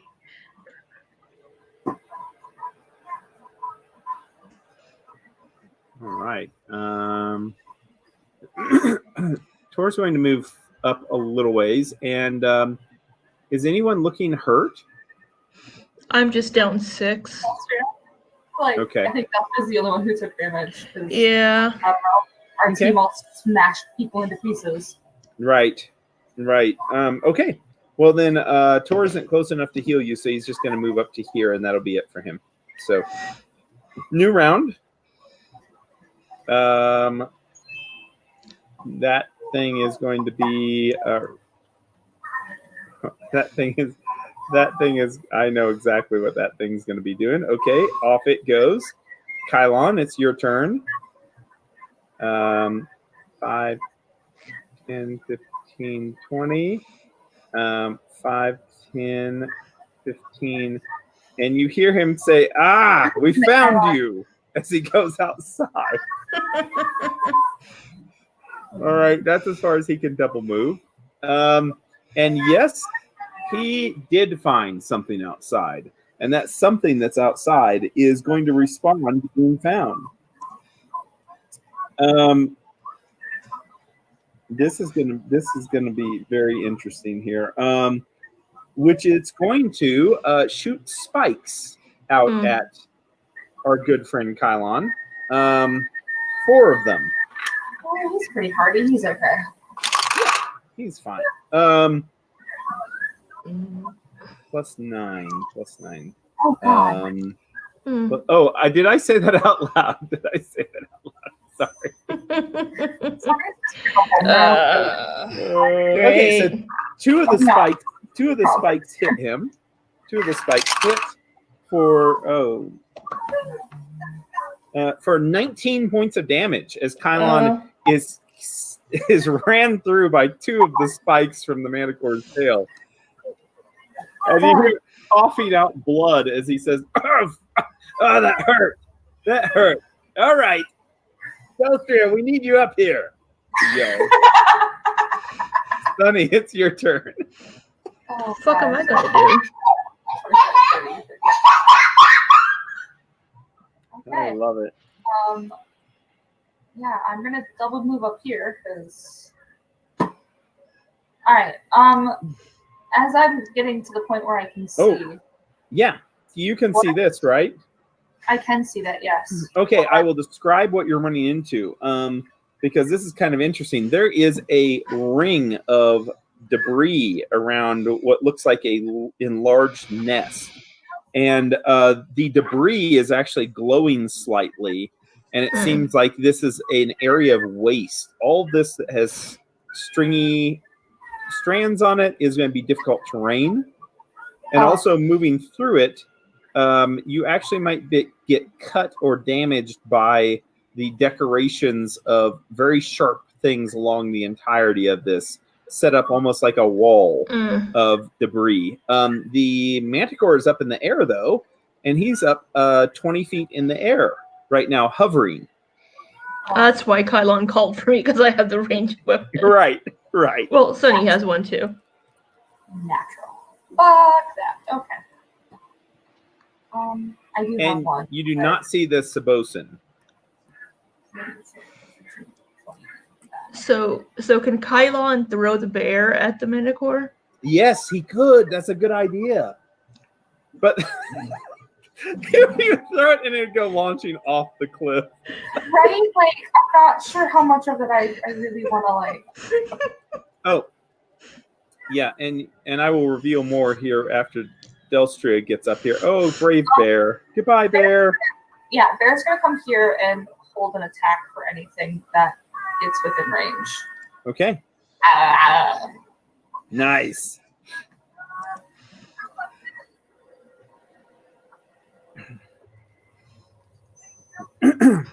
Yeah, vicious barbs and That's- jagged edges of the nest would flinch most creatures alive.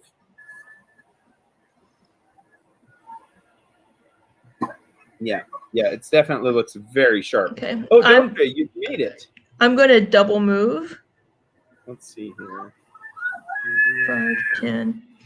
Reveal Can I? everything. Can I reveal everything? Let's see. Oh, I might not want to reveal everything. This is a huge map. Okay, hold on. Hold on. No, you're good. I'm trying to figure out what I'm doing here. It broke my map. Map, me revealing? Yeah. Huh. I'll be back. I'll be back. Yeah. All right. Why is there such an issue with Libby's map? I don't know because I have a gaming laptop, but apparently Roll20 doesn't exit.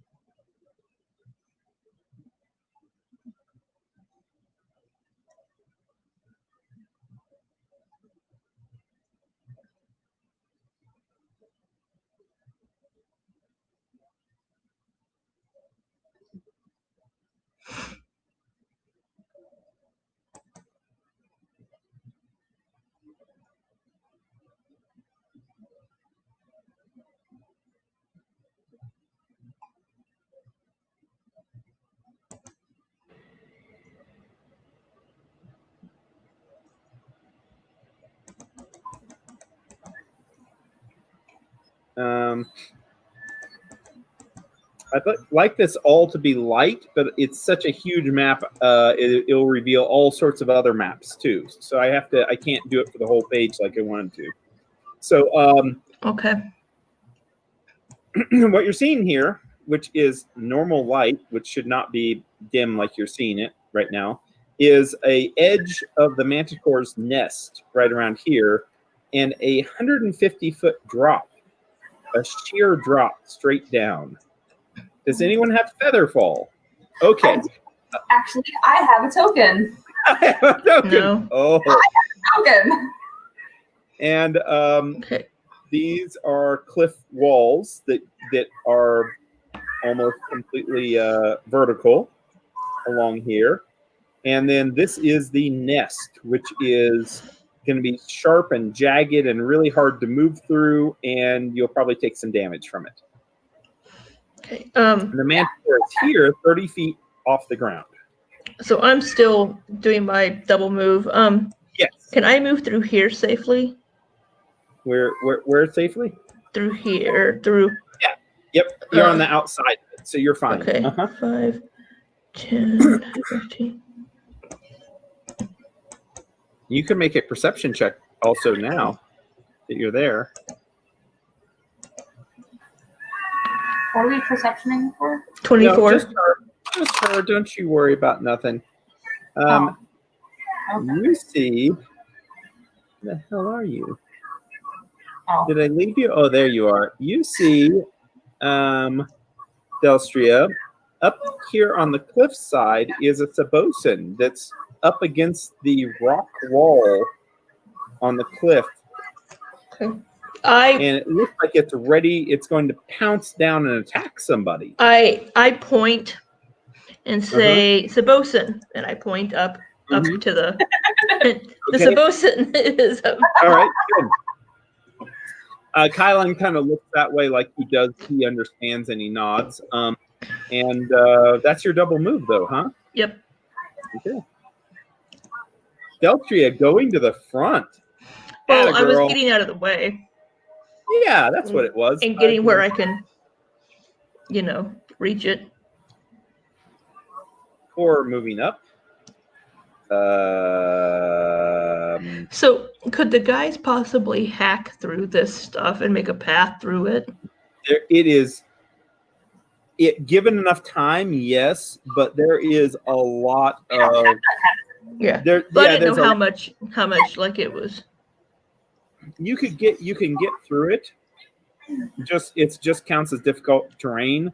But basically, Acrobatics? it's like moving, Jump over it? It's like, Come on, you know Sonny, what? jump You over it. absolutely can. You absolutely can do an acrobatics check if you'd like to jump over it. Absolutely. I mean, I don't need to, but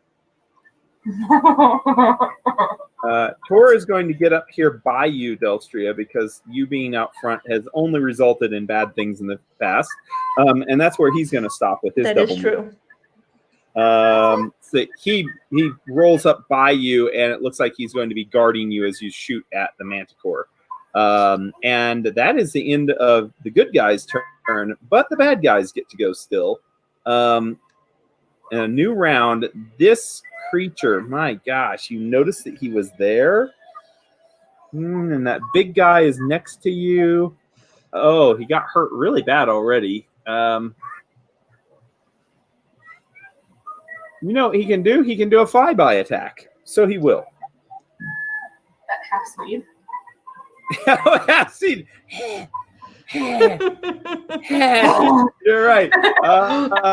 He's really can't do that. It's now, like can me he? climbing stairs. Yeah, it's like a second flight of stairs. Yeah, no, he can't do that very well either. You know what? He's going to delay. No, don't delay. Come down. Bear wants to Kylon. invite you. Kylon is not delaying. Shocker. Oh my god. 5, 15, 20. Oh, Jesus. Kylon! He makes a reflex save. He makes his reflex save, so it only does a little bit of damage to him going through, which is 1 point of damage. Mm. Oh, God. As he moves through here, and he's going to touch himself for 8 points of damage, or 8 points of healing. I Wait. was like, damn it. Oh, God. Did he have any damage already? Yeah. Oh, yeah. Oh, you that's see the- right. Yeah. That's right. He had the 19 earlier. Yeah, I he's- forgot. Yeah, he's doing great. Excuse me. And then he's going to move up here underneath the creature. Well, he's going to move up here to this side. No, he isn't. No, he isn't. He moved already. He's going to pull out a javelin and he's going to throw it at the Manticore now. Teach that stupid Manticore. Oh my God, he hits it. All right. He hits it. He does not do a critical hit, but he's tired of these stupid things that fly. That is going to be 10 points of damage to the Manticore. Okay. All right. The Manticore, as it's hovering there, you get a better look of it, and you notice it's just dripping down this caustic, like almost like this acidic. He does radiation damage, which is kind of weird because that isn't really what radiation looks like. But yeah, so he doesn't really even do acid damage. So I don't know why he's painted that way. But anyways, that's the way he looks. He looks really rough. Pieces of his fur have been removed. He looks like he's kind of mangy. Mangy, and he's missing like a few claws. He just doesn't look like he's the healthiest Manticore. Kylon comes up, throws a not a spear. Oh my God, Javelin. Strikes him, and the mutant Manticore here is not going to respond very well to that. Well, the Sabosin goes first. Yeah, Sabosin is but the Sabosin's still waiting. He's waiting. So so the Manticore, because he's kind of wheezy, the Manticore is going to land. And in landing here, he does not have enough reach to actually. Oh, well, fuck it. Well, I guess he has to just land over here. And that will provoke an attack of opportunity from Kylon whenever he lands. Kill him, Kylon. Please kill him so we don't have to deal with this anymore. Like, it's the scary ring of scaries. Right? I don't really. There's just nothing that can be done. Okay, yeah. So, let's see what that is. Oh my god. Oh my god. Jesus Christ. All right. So Kylon's like, yeah, that's exactly where you need to be, and he takes a swing, cutting deeply into the body of the Manticore, and the Manticore roars out in protest.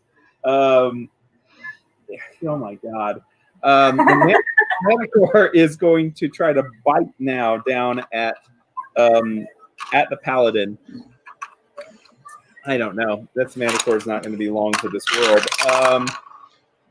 And does bite in to Kylon for 10 points of damage plus radiation. What does plus radiation mean? No, it can't handle radiation. Oh, he has to do a constant. Okay, makes a fortitude save, so he doesn't take some other stuff. So okay, 10 points to Kylon. All right, Kylon's got him right where he wants him, landing onto the ground. Sunny, it's your turn. Yeah. All right. You know what? I got this. 5, 10, 15, 20. Ideally, I'd like to go. Oh shit! Hold on. Rough train. 5, 10, 15, 20. Motherfuckers. Uh-oh. Things. Uh-oh. What was that? You could hold action and wait for the Sabosin to move. Yeah, you could just wait. You could wait. It'd be a Mexican standoff. Yeah, let's do that. Sunny's gonna take a 5-foot step, yeah. Okay. And then as soon as Sabosin thing swoops down, she gonna swing. Okay. Yeah, let's do that. All right. And then who's stuck on top of Tor. Tor, what are you doing? Well, how Alpion was there? No, he wasn't. Alpion, You crazy? Alpion That's his name tag is on Tor. He's behind Tor. I couldn't see him. It looked like he was behind Tor. He looks like part of the wall. I'm He sorry. does. Alpion's head has now disappeared on the map. You're right. All right. Alpion needs to go kill things, and he can't listen to me telling him no. So let's do that. What am I making to get through the A scary? reflex save, please. He's on Kylon though. And that is He's not on difficult. Kylon. He's next to Kylon. He has difficult terrain, and I think he did land on Kylon now. Yes, he did. But what is he's going? next to Kylon. Oh, What me there. is going on there? Oh my god! Is that better? Yes. Yes, He was next to Kylon. and that will be provoking an attack of opportunity. But first, Have it. whatever. Roll a Okay. reflex save, please. Okay, that's a fail. What's his natural armor bonus? His natural armor bonus Yeah. Mm-hmm. +5. Okay, then it is only 1d4 points of damage. Oh, cute. Okay. Yeah, that's not bad at all. 1 point of damage as it kind of scratches him as he goes barreling through. The Manticore is going to respond by trying to bite him as he, oh my god, does an 18 hit. It does not. So the Manticore misses as Alpion just moves in, pushes through Kylon. Kylon's like, whoa! And it goes through Kylon's face and makes it right up to the Manticore. All right, and he's gonna bite him. Okay. Nice. A very Yes, good bite again. Finally. Yes. Ooh. Plus Plus 4 points of acid damage because he still has Ooh. acid on him. Ah. Oh my gosh. And this thing, since it doesn't have acid, it actually will hurt it. Okay, wonderful. Yes. Okay, let me figure out what that is. Okay. Perfect. A good bite. A very good bite. Done, Sunny? Yeah. Delstria? Is the Manicore still up, I assume? Oh, yes. Oh, the Manicore's just getting started. The Manicore's just getting started. All right. Full run attack. I'll have to take a nap pretty soon. Got my short bow shocking. Yeah. Do we still have the bless on us? Yes.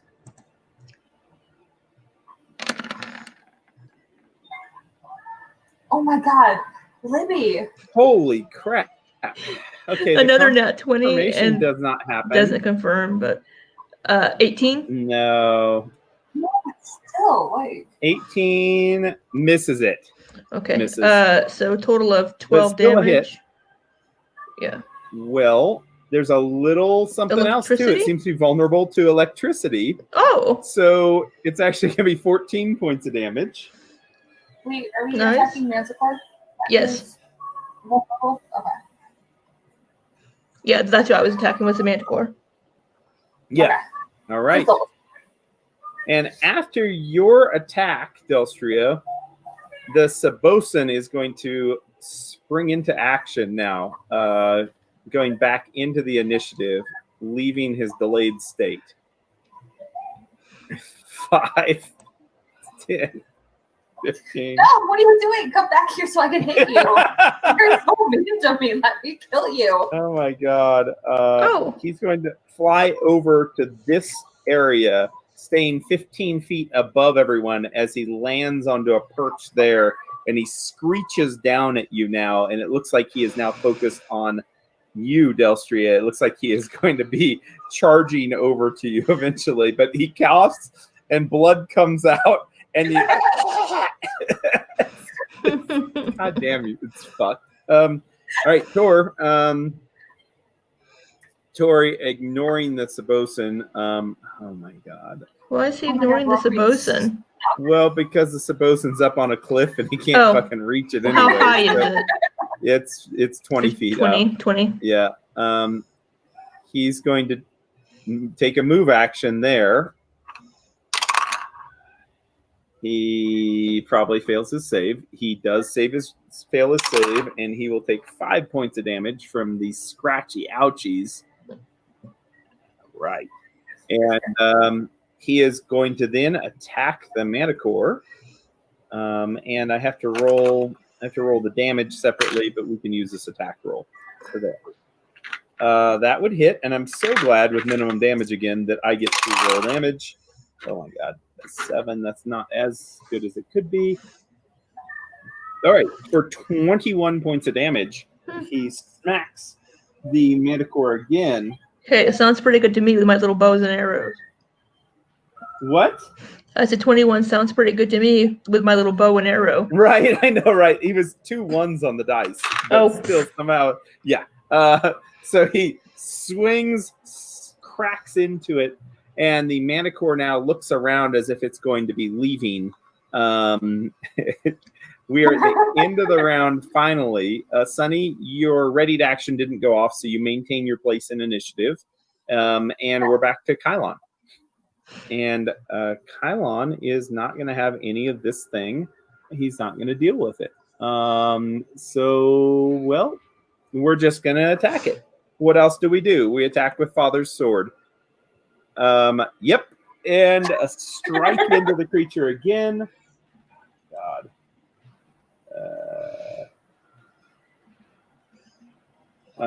And the Manticore is looking very wounded now. After Kylon cuts into its side again, the Manticore, rather than actually fleeing now, though, it is going to attack all out at Kylon, trying to stop the threat.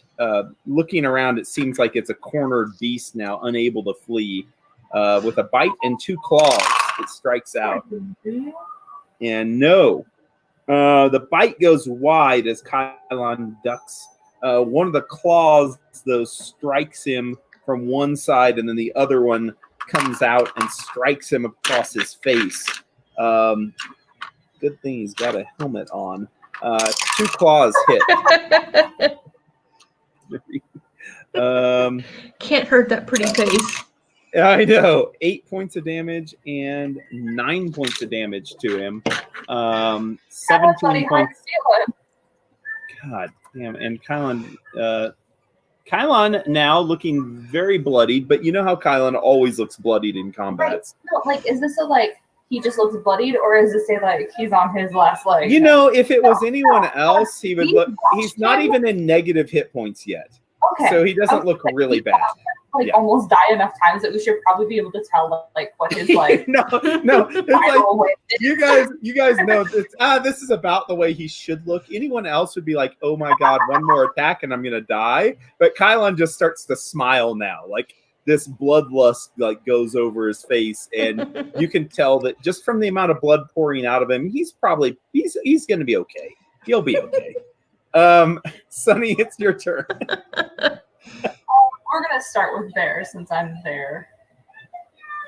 You gonna bite? Oh, nice bite too.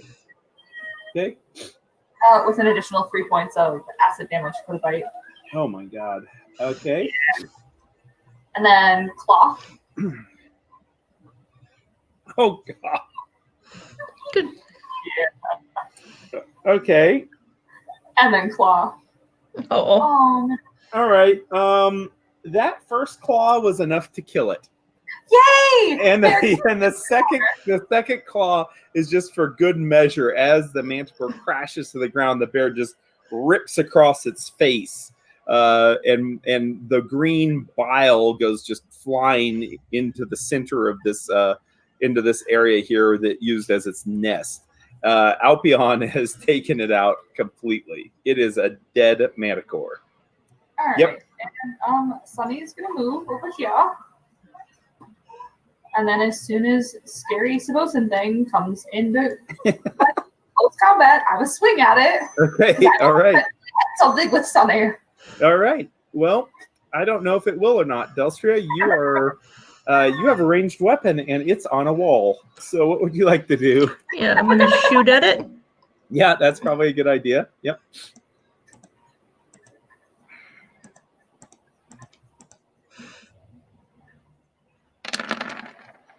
You're really quick with your Oh, Um, let me The second attack is a hit, though. okay, let me See if it's a critical miss. I hope it is not. To within 30 feet, right? Yep. yeah. So you got those bonuses. Good. Oh, it is a critical miss. It is. Oh my gosh. Bless help that at all. Well, as long as you don't drop your weapon or something silly, the next one will be enough to actually hit him on the attack roll. So let's see. An 11, whatever an 11 is. For all of you following back at home on our very popular, you take a -4 penalty on all attack rolls for 1 round. Oh god. It's called Lost the Target, which would cause your second attack to have a -4 penalty, which would be enough to miss the creature. How would you Well, he was right. would a 15 hit? Because I have the +1 from the 18 is its armor class. Yeah. Screwed. How long Well- was that for? For one Just for 1 round. Yeah. round. This creature comes diving down at you now. The Sabosin, seeing this is his last chance. He dives down from a great height, and Sunny has just 1 instant to swing It's okay. Sunny's got this. Sunny will save you. Delstria. I can find it. Hold on. Sunny, you've got to do a lot of damage. A lot of difference that I don't do, but I hit it. But you hit it. You hit. Yeah. It is still alive to make its charge attack. And let's see if it can actually do the charge or not upon Delstria. God damn, these things are horrible. Is an 18 enough to hit? No, a 20, excuse me, a 20 enough to hit Delstria. No. All right.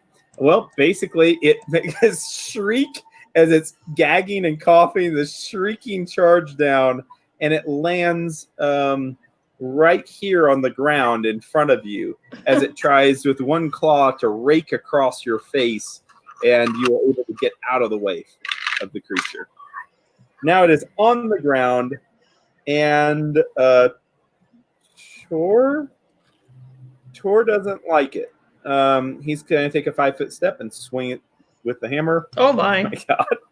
And one smack, just crack, and you hear its rib cage, just multiple ribs break as the hammer slams into the creature and it drops to the ground. It only had 12 health left, so that actually, Sunny, you were able to weaken it enough to make his hit look more impressive. But yeah, he drops to the ground dead. And I was useful. That is the important part. That's important. You know what? Sunny was useful. Sunny was, this day will be marked as a day. Sunny was useful. Yes. So, yeah, the layer here now has been cleansed of the Manticore and the Sabosin and the giant bats, which followed the Sabosin. You see the grisly remains of some of the bodies, missing heads, up here scattered around from the night raid, or excuse me, the early morning raid from the Manticore and the others. Manticore was supposed to put up more of a fight, but obviously didn't. So that's fine. There is an amount of treasure also that you find inside the cave, scattered around. So in order to prove that we have killed the Manticore, do we have to take the head? Because I'm not sure I really want to take the radioactive head. It'd Or probably can be we a take good the idea to take the radioactive head or maybe the tail. Yeah, the stinger. Yeah. I'm asking, like, would We have the town accept the fact that, hey, this is the tail from the Manticore? We have a rather than, bag. like, Put it in the Put the head in the bag. Put it in the head but that means bag. that somebody's gonna have radioactive, like, something in their possession. You really want that in Scrabble? Well, maybe you can drop it off really quickly, for the kids to play with.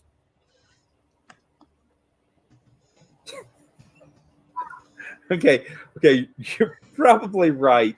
It does say, even in the book, it says, let's see here. It says that and I don't know how this is possible. It talks about the exposure to the radioactive elements. It coalesced in its mouth, the radiation. So I don't know how that happens exactly. We're not going to worry about that. Okay. So, But we are logically, going to say that the head is definitely radioactive, and the tail of it you could safely take down the hillside. Yep. Okay.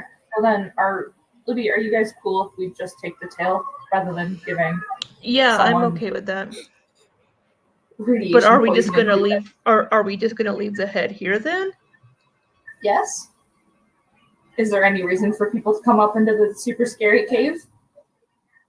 Kylon shakes his head. He says, I don't think I would be coming back. But he says, but look at the view. And he points out across the nest, and you can actually see parts of scrap wall that you didn't notice from before from this height.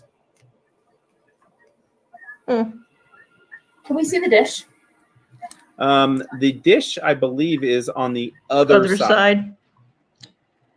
Oh.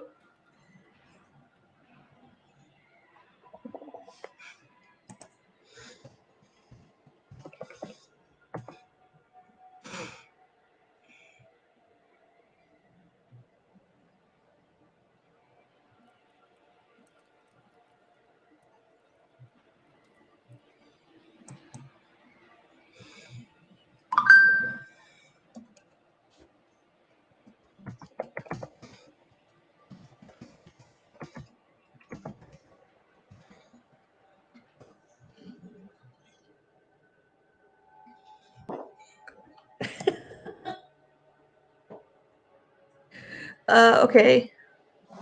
I'm gonna reload it.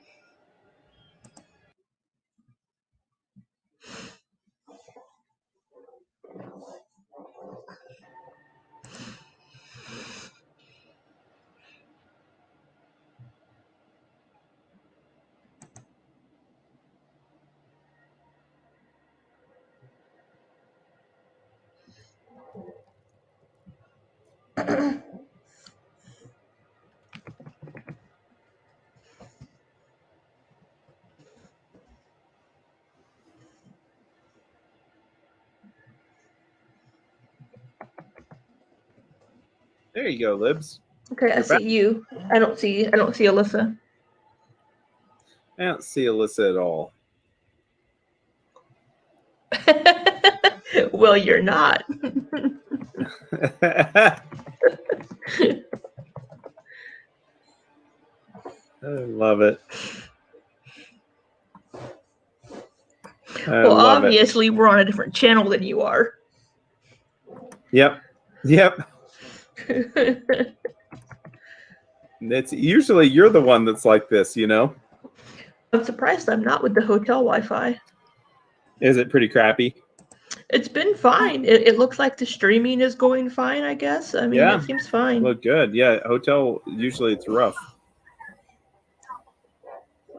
Hello. Yeah, you're back. Hello. I'm so glad. Okay.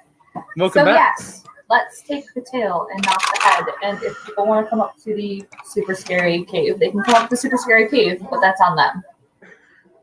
Very good. And then each one of you can start, if you'd like to look around the cavern. It looks like you can spend a little bit of time looking around to find treasures within the cave. Okay. 31 real perception.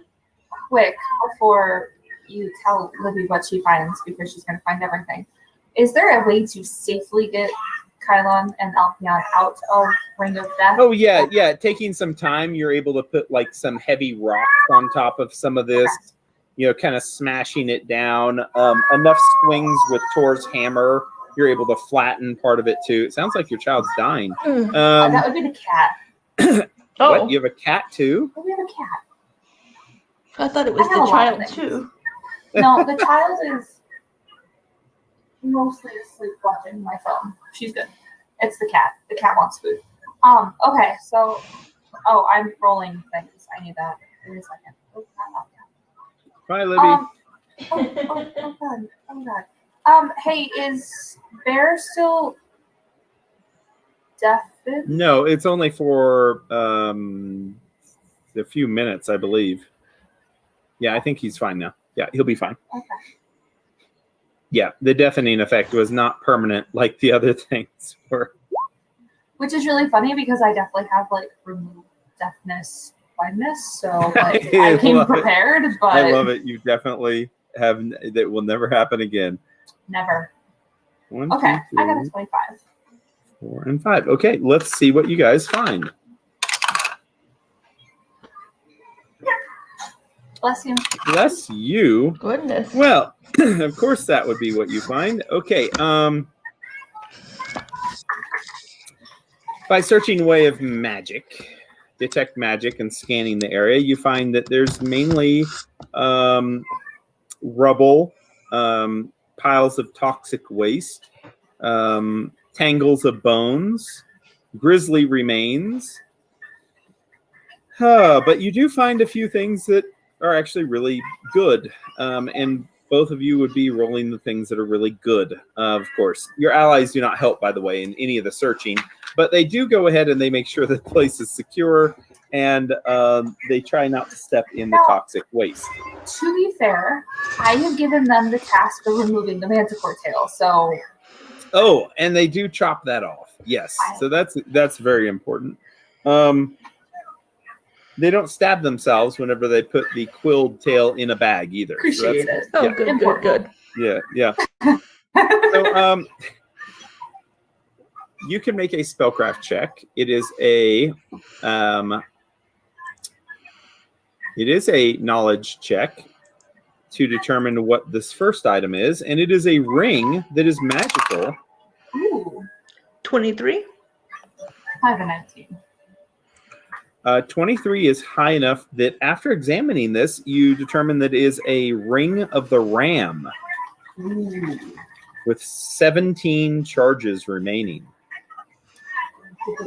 Ring of the Ram is super cool. What does it do? It opens doors, or it just punches people with force. Yeah, it can punch people with lots of force for a forced attack, or it can open doors. So it's a really cool item. Ring of the Ram, and that was way back in like first edition D&D. And then you can make a spellcraft knowledge arcana check also to see what the pistol is that you find, which does look like a high-tech pistol. 13. You don't know what it is, but it's a small pistol of some Pistol sort. of some sort. Mm-hmm. Yep. Okay. And Vibrant, she could maybe help with finding out. She seems to like guns. Yeah. Oh, and also it could probably be made where a golem could hold it even. It's a smaller weapon, though. Not huge. So you find both of those items, along with all sorts of junk. Rusted iron coffers and other useless stuff that's been piled up. It doesn't look like the Manticore really had much of a stockpile, and you have a feeling that possibly whatever it was doing, it was working for the Sabosin, but what it was getting paid or how the arrangement was set up, you might not ever know. That's a shame. I know. Do we need any sort of proof that we killed Sabosin as well, or was it just the Manticore that they cared about? Well, there are some bats that you could safely take down there, and the Sabosin itself. I mean, if you wanted to, you could honestly, they're pretty light. Even the large creatures, they're pretty light for being so big. You could actually kind of bind them together and drag them along the ground and take all the evidence, and present it to the citizens. That's actually not the worst idea ever, especially since we're not taking the entire Manticore. Right. Like, hey, here's the tail, and here are the bodies of the other things terrorizing you. Yeah, absolutely. Absolutely. And that, you think, might even get you extra bonus scrap work.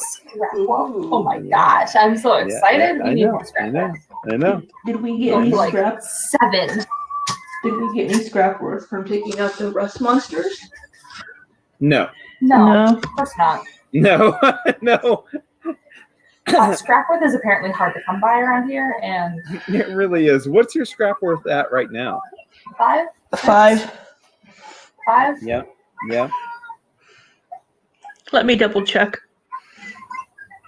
I'm pretty sure we're at 5 because we have 2 for Denvaya. Because if you get up to a scrap worth 6, it unlocks additional things. That's pretty cool. Ooh. Yeah. 1, 2, 3, 4, 5, 6. 6.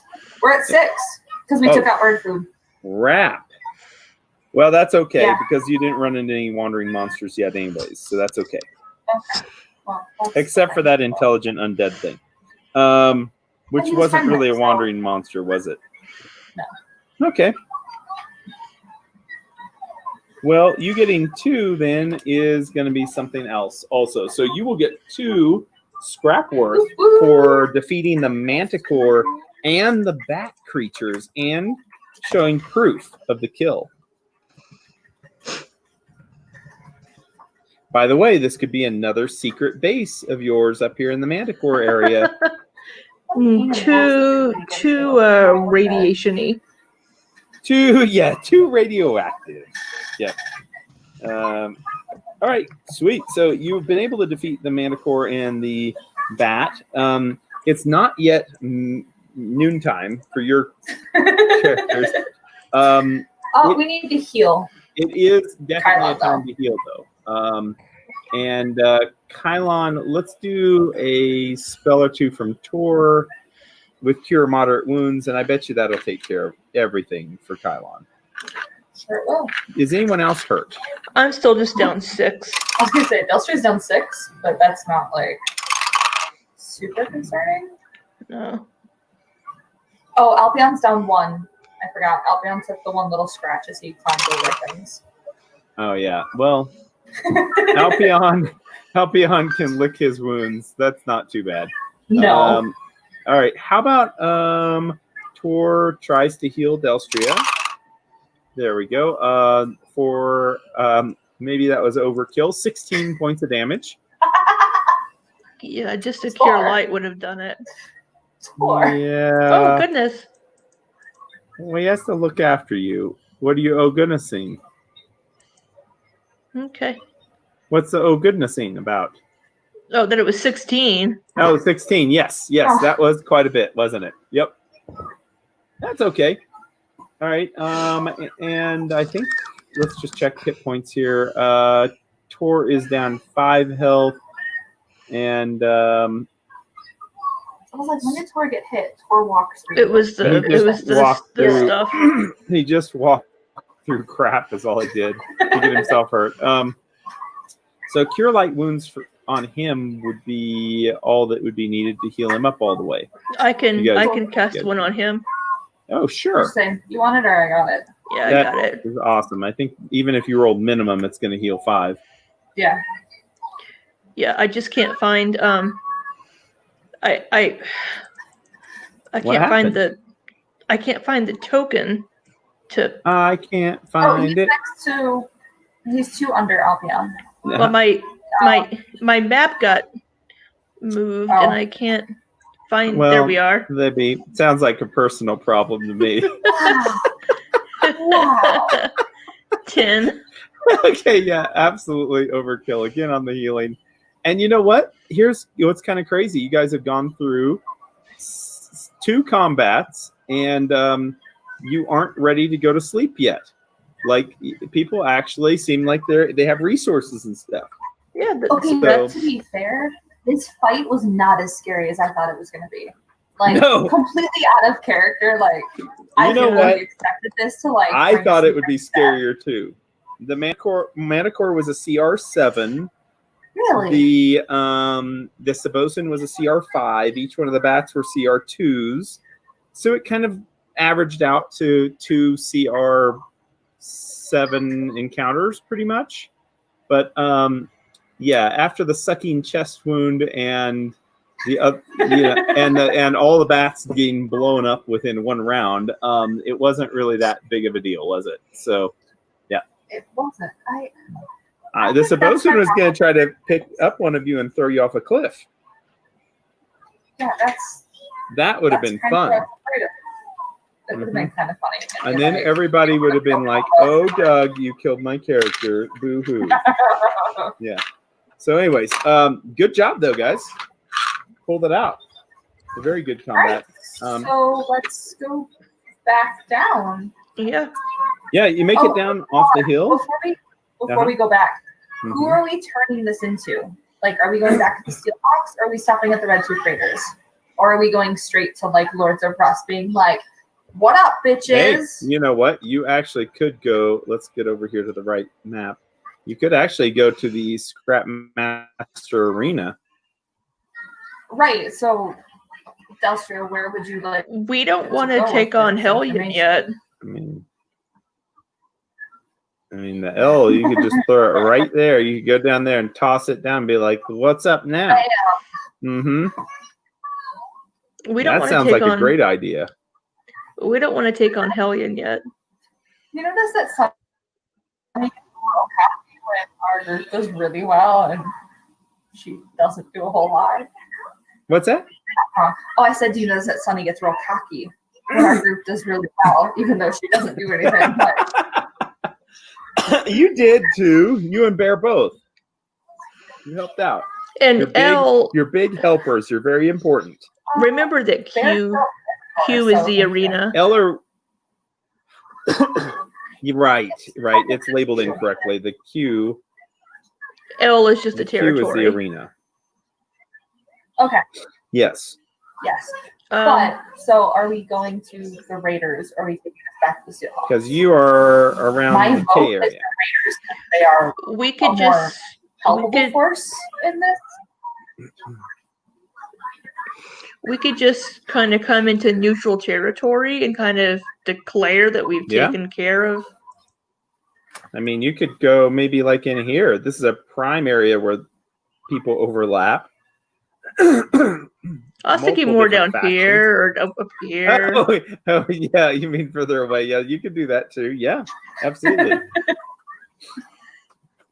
Doesn't All right. really make a difference to me. I was just curious, like, if we were gonna go be like, yo, red tooth. Mm-hmm.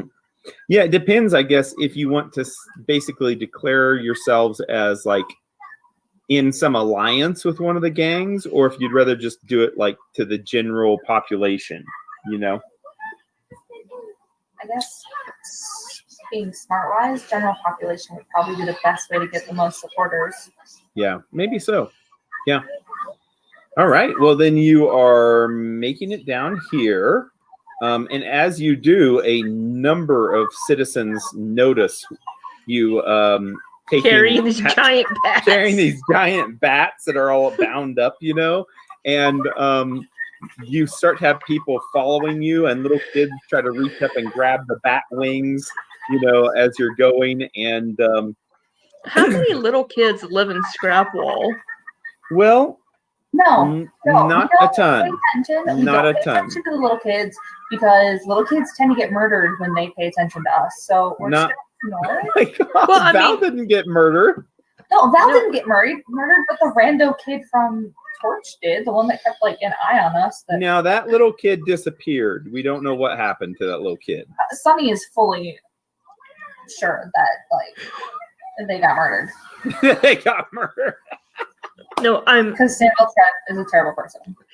I'm just saying that. I mean, this isn't a normal city. I mean, It's I mean, not. how many? They look like they are kind of, you know, like they run in and out of the corners. They dodge and weave between the tables. There are kids here, but not many. And because this is not a place to raise a family, Right. the That's kids why I that are was like, here- this isn't like a wholesome No. family town. No, very rough and tumble, and like you need to watch your gold coin purse, basically. So, yeah. Libby, if you keep yawning, you're gonna need coffee. So you just yawn and yawn. There you go. There you go. God, it's like whenever we used to play Magic at my apartment. I'd be like, Libby, you need that. You can't. Nope. I know. I think I have a little coffee pot in the room, and one of those little coffee Ooh. pods. You could brew a little coffee. It's a good idea. All right. So you make it to the general population. I dropped my die. You make it to the general population in the neutral area. You have crowds of people surrounding you now as you finally put down the kills, and Tor goes ahead and he unlashes them from the rope that they were being used to carry, and he spreads them out along the ground, kind of like as a hunter would, their trophies. At the very last, Kylon dumps out the bag with the manacle's tail onto the ground. I thought he was gonna open. Not the head bag. Not the head bag. Not the head. He dumps out the head bag. No. Do you recognize this person? How about this one? How about this one? No, he does not dump out a bag of heads. No. The other bag with the tail in it. Just saying that. And We have to keep an eye on him, okay? you get cheers now from the crowds of people as they are they are wanting to hear the story about how you defeated these creatures, and they're all around you, as grubby and as suspicious as a lot of these characters are. They seem to be smiling with their half-toothed grins and their weathered faces with battle scars or possibly some brands on them from whenever they were slaves. And they see you now as almost their saviors for Scrapwall. And there is a turning point here now where you believe that the citizens might not rob you. They might actually help to warn you if somebody was after you, and your scrap worth goes surging 2 more points, which is wonderful. So wait, are we at 8. You were 8. And at 8, something happens. ooh, Let me get the right artwork here put in because I did not expect this to happen. wow. Thanks, Doug. Wow. Right? Hey. Like a level of confidence here. No, it wasn't necessarily well. Here's the thing. I didn't know what you guys were going to be doing, so I'm reserved. I'm reserved in my judgment because of the amount of planning that goes on. I've learned not to expect that you guys will be taking a certain path. I don't want to put you in a certain box or anything. So, does that sound I mean, Sure, that sure. happens. okay? Yeah. That was in different little plot hooks. Like, hey, there's this. Hey, there's that. Hey, there's this. And there's going to be another. Hey, there's this. There we go. Hey, there's this. That actually comes through the crowd. Oh, that's one of the. 6 orcs on Chariot, each side of her. This is Hellskarg, the I got troll. this wrong. I spelled it wrong too. And she comes shoving through. That's the grappling hook and chariot one. The troll. Yes, it is. And she has no Let's see, chariot how's with her that? right now. Hellskarg. Hellskarg. And 6 orcs. And along with these orcs, you notice that the symbol of Hellion on their breastplate armor, the same symbol that you saw underneath Torch. That white hand. Yes. Wow, I do not know how to spell anything tonight. That's cool. That's okay.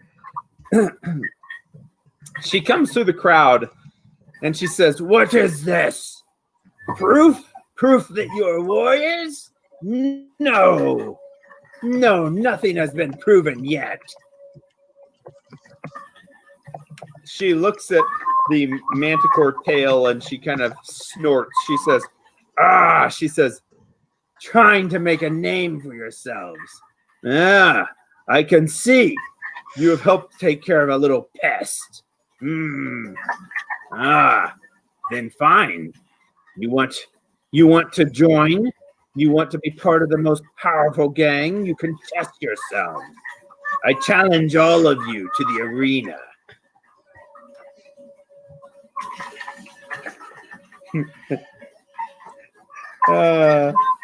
Team meeting.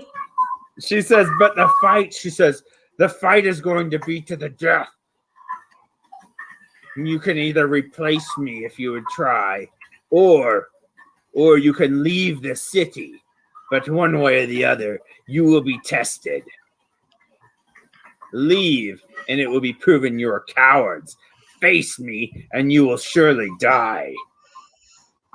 You against all 4 of us. She nods. She says, "With even numbers." She looks over at the orcs to her side. So would that, out of character here, so would that be 4 or 3 orcs since we have a bear? I think she's saying It should 4 be all orcs. 6. 4 orcs, Oh. or maybe 6, or maybe another 6 after that. But you think what she's trying to say is even numbers, as in 5 versus 5. 5, okay. Yeah. I didn't know if the bear counted. And you know what the orcs can hit for, so Sunny, Yes. watch out. She snorts again. She's like, She says, "Stinks, rots." She says, "Just like your bodies will soon. I will put them upon the arena myself, the wall for display." Just a minute. Guys, Just a minute. I've This is not this almost impossible for a conference at this point with the group. huddle up. Just a minute. Team huddle. Oh, You call a huddle, really? Well, we need to discuss this. I mean, All right. Well, everyone gets in a football huddle around each other now. What are you doing? Just yes, we're obviously going to accept this. Kylon says, "Can't we just kill her now?" And Tor's like, "No, it's dishonorable. She's challenged us." Yep. That. Tor squeezes your shoulder and pats that you understand. Yeah. All right. So, you guys want to take her on? Kylon nods. Let's do it. All right. All right. You come right. up from the huddle. She looks, back and forth between you all. She says, "The first to speak will be the one that I kill first." And she waits for your reply now. Kylon kind of chuckles. He kind of chuckles now, and now he looks over at both of you.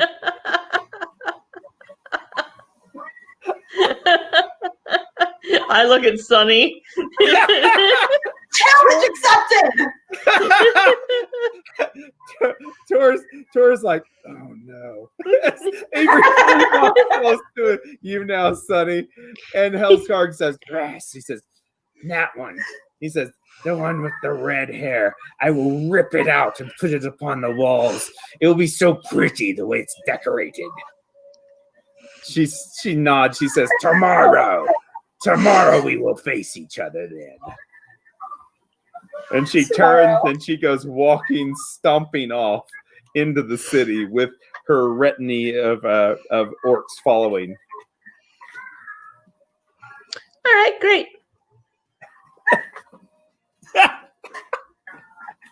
I would like to take a moment out of character that Kylon, who's all about Sonny, you can't do anything, just laughs and waits for someone to talk. Yes, Kylon. that's the Lato side of it now. The Lato side of it. He looks over and he says, "Well, I guess it's official now. We finally found out." In odds, he says, "All right, well, Sonny's the leader then. That's the way it'll be from here on out." Oh. He says, "Don't worry, Sonny. She's not going to do anything. We'll chop her down in just a few seconds." Do you see the size of her? Oh, she's massive. She is massive. And she did have the auto grapple there, holding it in one hand. And Yeah. It did not look time worn. It looked like a very good condition auto. Do we know what an auto grapple does, though? Yes. We found one before. That's right. It gets you, and then it pulls you towards them. Sonny's in so much trouble. Just stay back. Just stay back. All right, yay, you got an invitation to the Lords of Rust. That's great. And if you kill her, you get to join. Yay. All right, good deal. Well, do we want to go check out the area where the ghost wreck is? Or the whatever it was called? Kylon says, "Well, it's not even noon yet." We have plenty of time. He nods.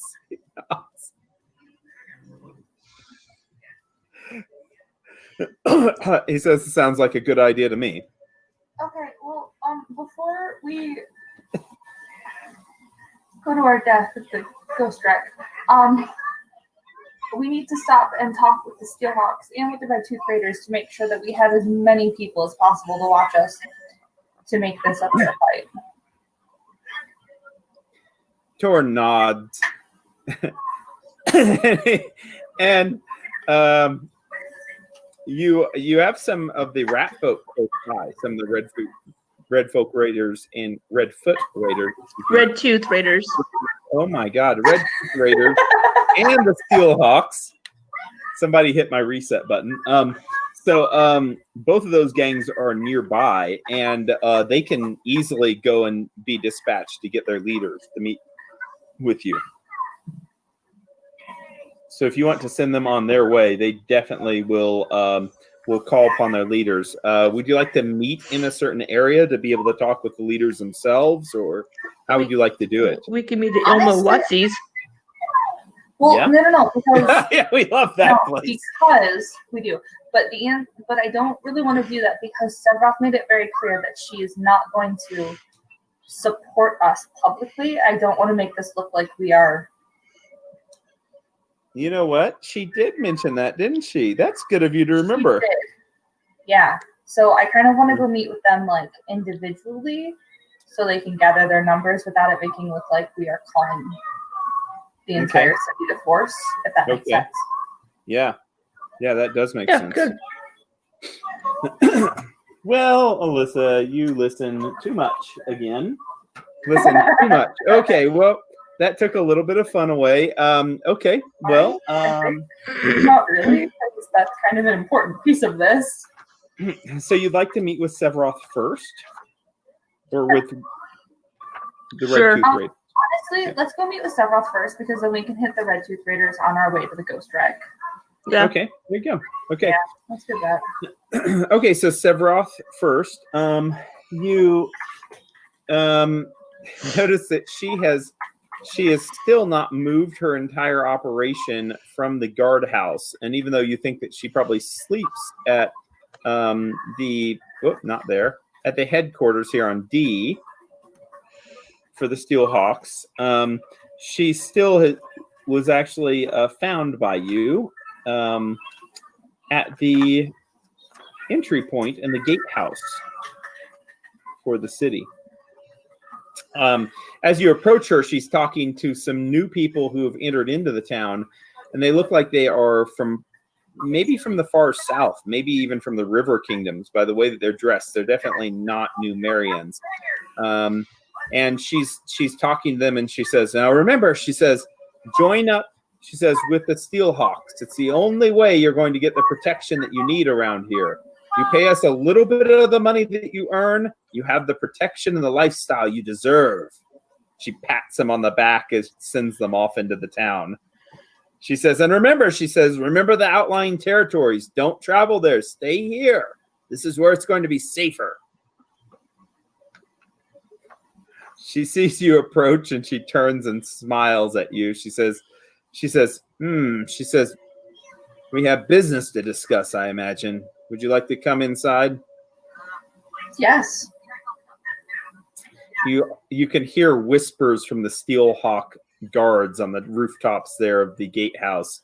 She walks into her office chamber, the same one that she was basically pleading with you before, not to kill them all. She's standing a little bit taller now. You know, she looks like she's a little bit more confident. But whenever the door is shut, she turns to you and she says, I already heard the news that you were invited to test your strength against the Lords of Rust.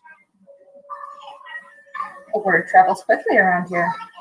She says, it does. She says, I'll do everything that I can to get all the Steelhawks together. We will be there at the arena.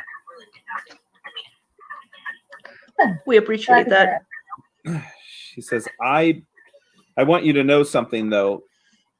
The total numbers of the Lords of Rust, their followers, are probably over 200 men and women now that follow them. The armed combatants. She says, it's going to take the Steelhawks everything that we've got, and she says, any other allies that you have to make sure that they don't join in a melee, even if you do win. Understood. She's like, this is going to take me away from the gatehouse. She says, you know, normally I wouldn't be doing this sort of thing for free, but I owe you. I'll definitely be there to support you in every way that I can. Not only to support you, just to watch your back. I doubt that we're going to be able to jump into the arena ourselves to help, but if Hellskarg tries something, if she tries to get the rest of the, well, she says, we'll try to make it as free as possible for you to win, to clear that pathway for you to go down and talk to the others. That's good. She nods. She says, "Well," she says, "I'm going to be spreading the word here pretty soon." He says, "Best that you get out of here. I don't want everyone else to know what we're working on here." Good plan.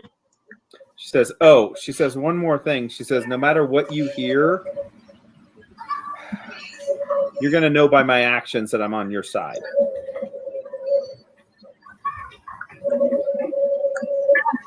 Thank gotta you. Trust me. She nods. Should we do a sense motive on that? You might want to make a perception check, sense motive on that. 25? I got a nat 1. Yeah. Yeah. Got a nat 1. Tor's got a 2. Okay, let's see here. We're pretty happy. We're doing pretty good. As you're walking out, Kylon comes up to you, Delstria, as the other two seem to be distracted, looking up into the sky. He says, "Did you catch that whatever we might hear, she's going to be on our side part? What that doesn't." Yeah. It's possible she's spreading word to make people think that she's against us, so that the Lords of Rust will leave her alone. Nods. You think also, Delstria, that possibly the way that she's talking is she might be even trying to recruit some of the followers of the Lords of Rust, especially if she thinks that you're going to be able to defeat one of their commanders. If you're able to defeat Hellskarg in the arena, it could be that she's going to try to act out at that point to try to secure as many followers as possible, to try to capitalize on the lack of trust and faith in the Lords of Rust once you defeat them. Mm. And So that might keep them from joining in and attacking you, but she's definitely using it, you think, to her own advantage. Right, she's capitalizing on it. You're doing the work. You're her workhorse. Right. And she's kind of taking advantage of that. Yeah. Right. All right.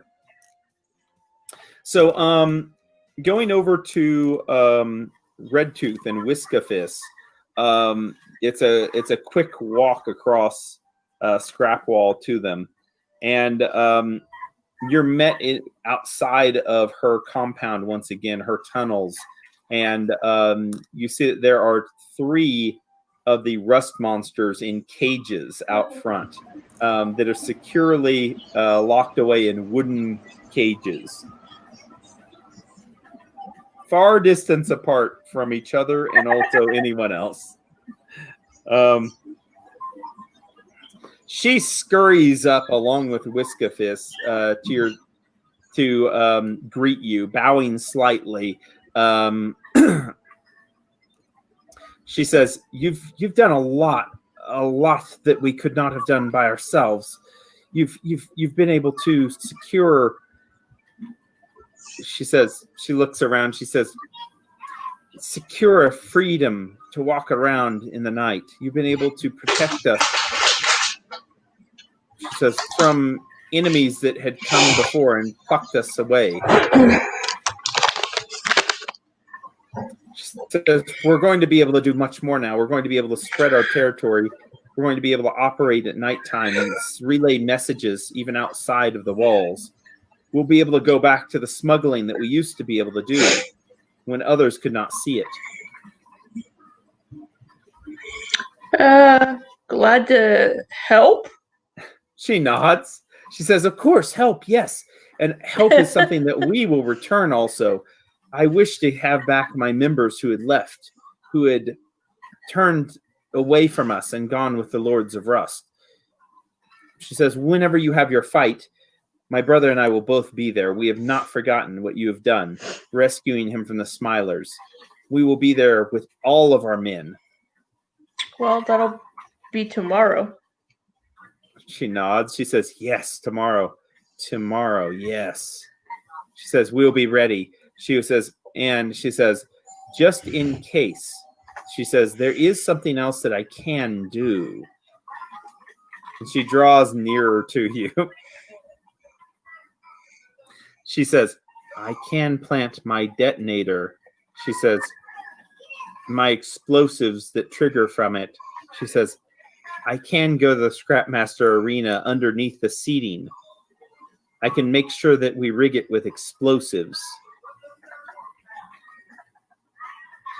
The Lords of Rust are destined to sit on one side of the arena, away from the others. I can make sure that their side, the entirety of it, has a surprise for them. She smiles and nods. Out of character. Tor's gonna say that's not honorable. Right? Like that's kind of where I'm headed. Is like Sunny kind of wants to glance at Tor to kind of like read his like. That's not on. Have Tor just to be like, that's not honorable. Tor is just blankly looking at her as she's talking. It's hard to read his expression, but you could imagine that maybe something like this wouldn't be respected. Yeah. Okay, but also like it's only to be used in the event that they totally like screw us over. So it's leveling the playing field. Is it really being unfair if they're being unfair to us? It's a good point. It's a very good point. Would you like to talk with would you like to huddle up again? Would you like a group huddle? I like your little football huddles that you guys are doing now. Tor? Can we give you an answer about that later this evening? She nods. She says, I will need to plant the presents. Possibly tomorrow very early, but tonight preferably. And now that we can move around freely, I can do it. She says, even with the orcs there being able to see us, we are quicker, smarter. We know passageways close to the tunnels that we leave from daily that go straight towards the arena. We can get there. We will get you an answer. She says, I have 4 blocks of the explosives. I can detonate each one separately. I'm just imagining like these little clumps of like C4. It's exactly what it is, actually, is C4. It is exactly what it is.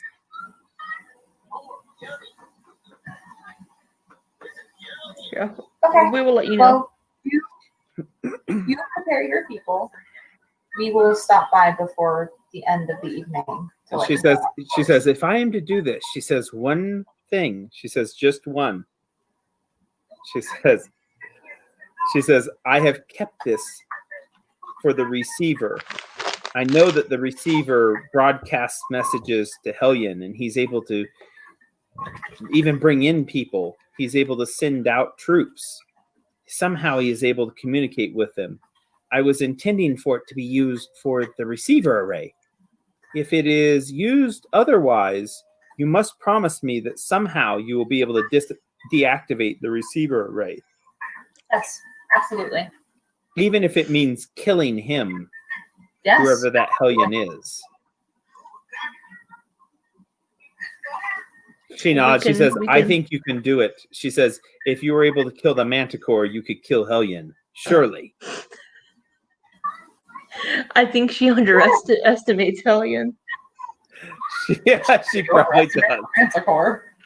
She probably does both. The Manticore is the scariest thing in the world to them. All right. Well, yeah, you've talked to both of them.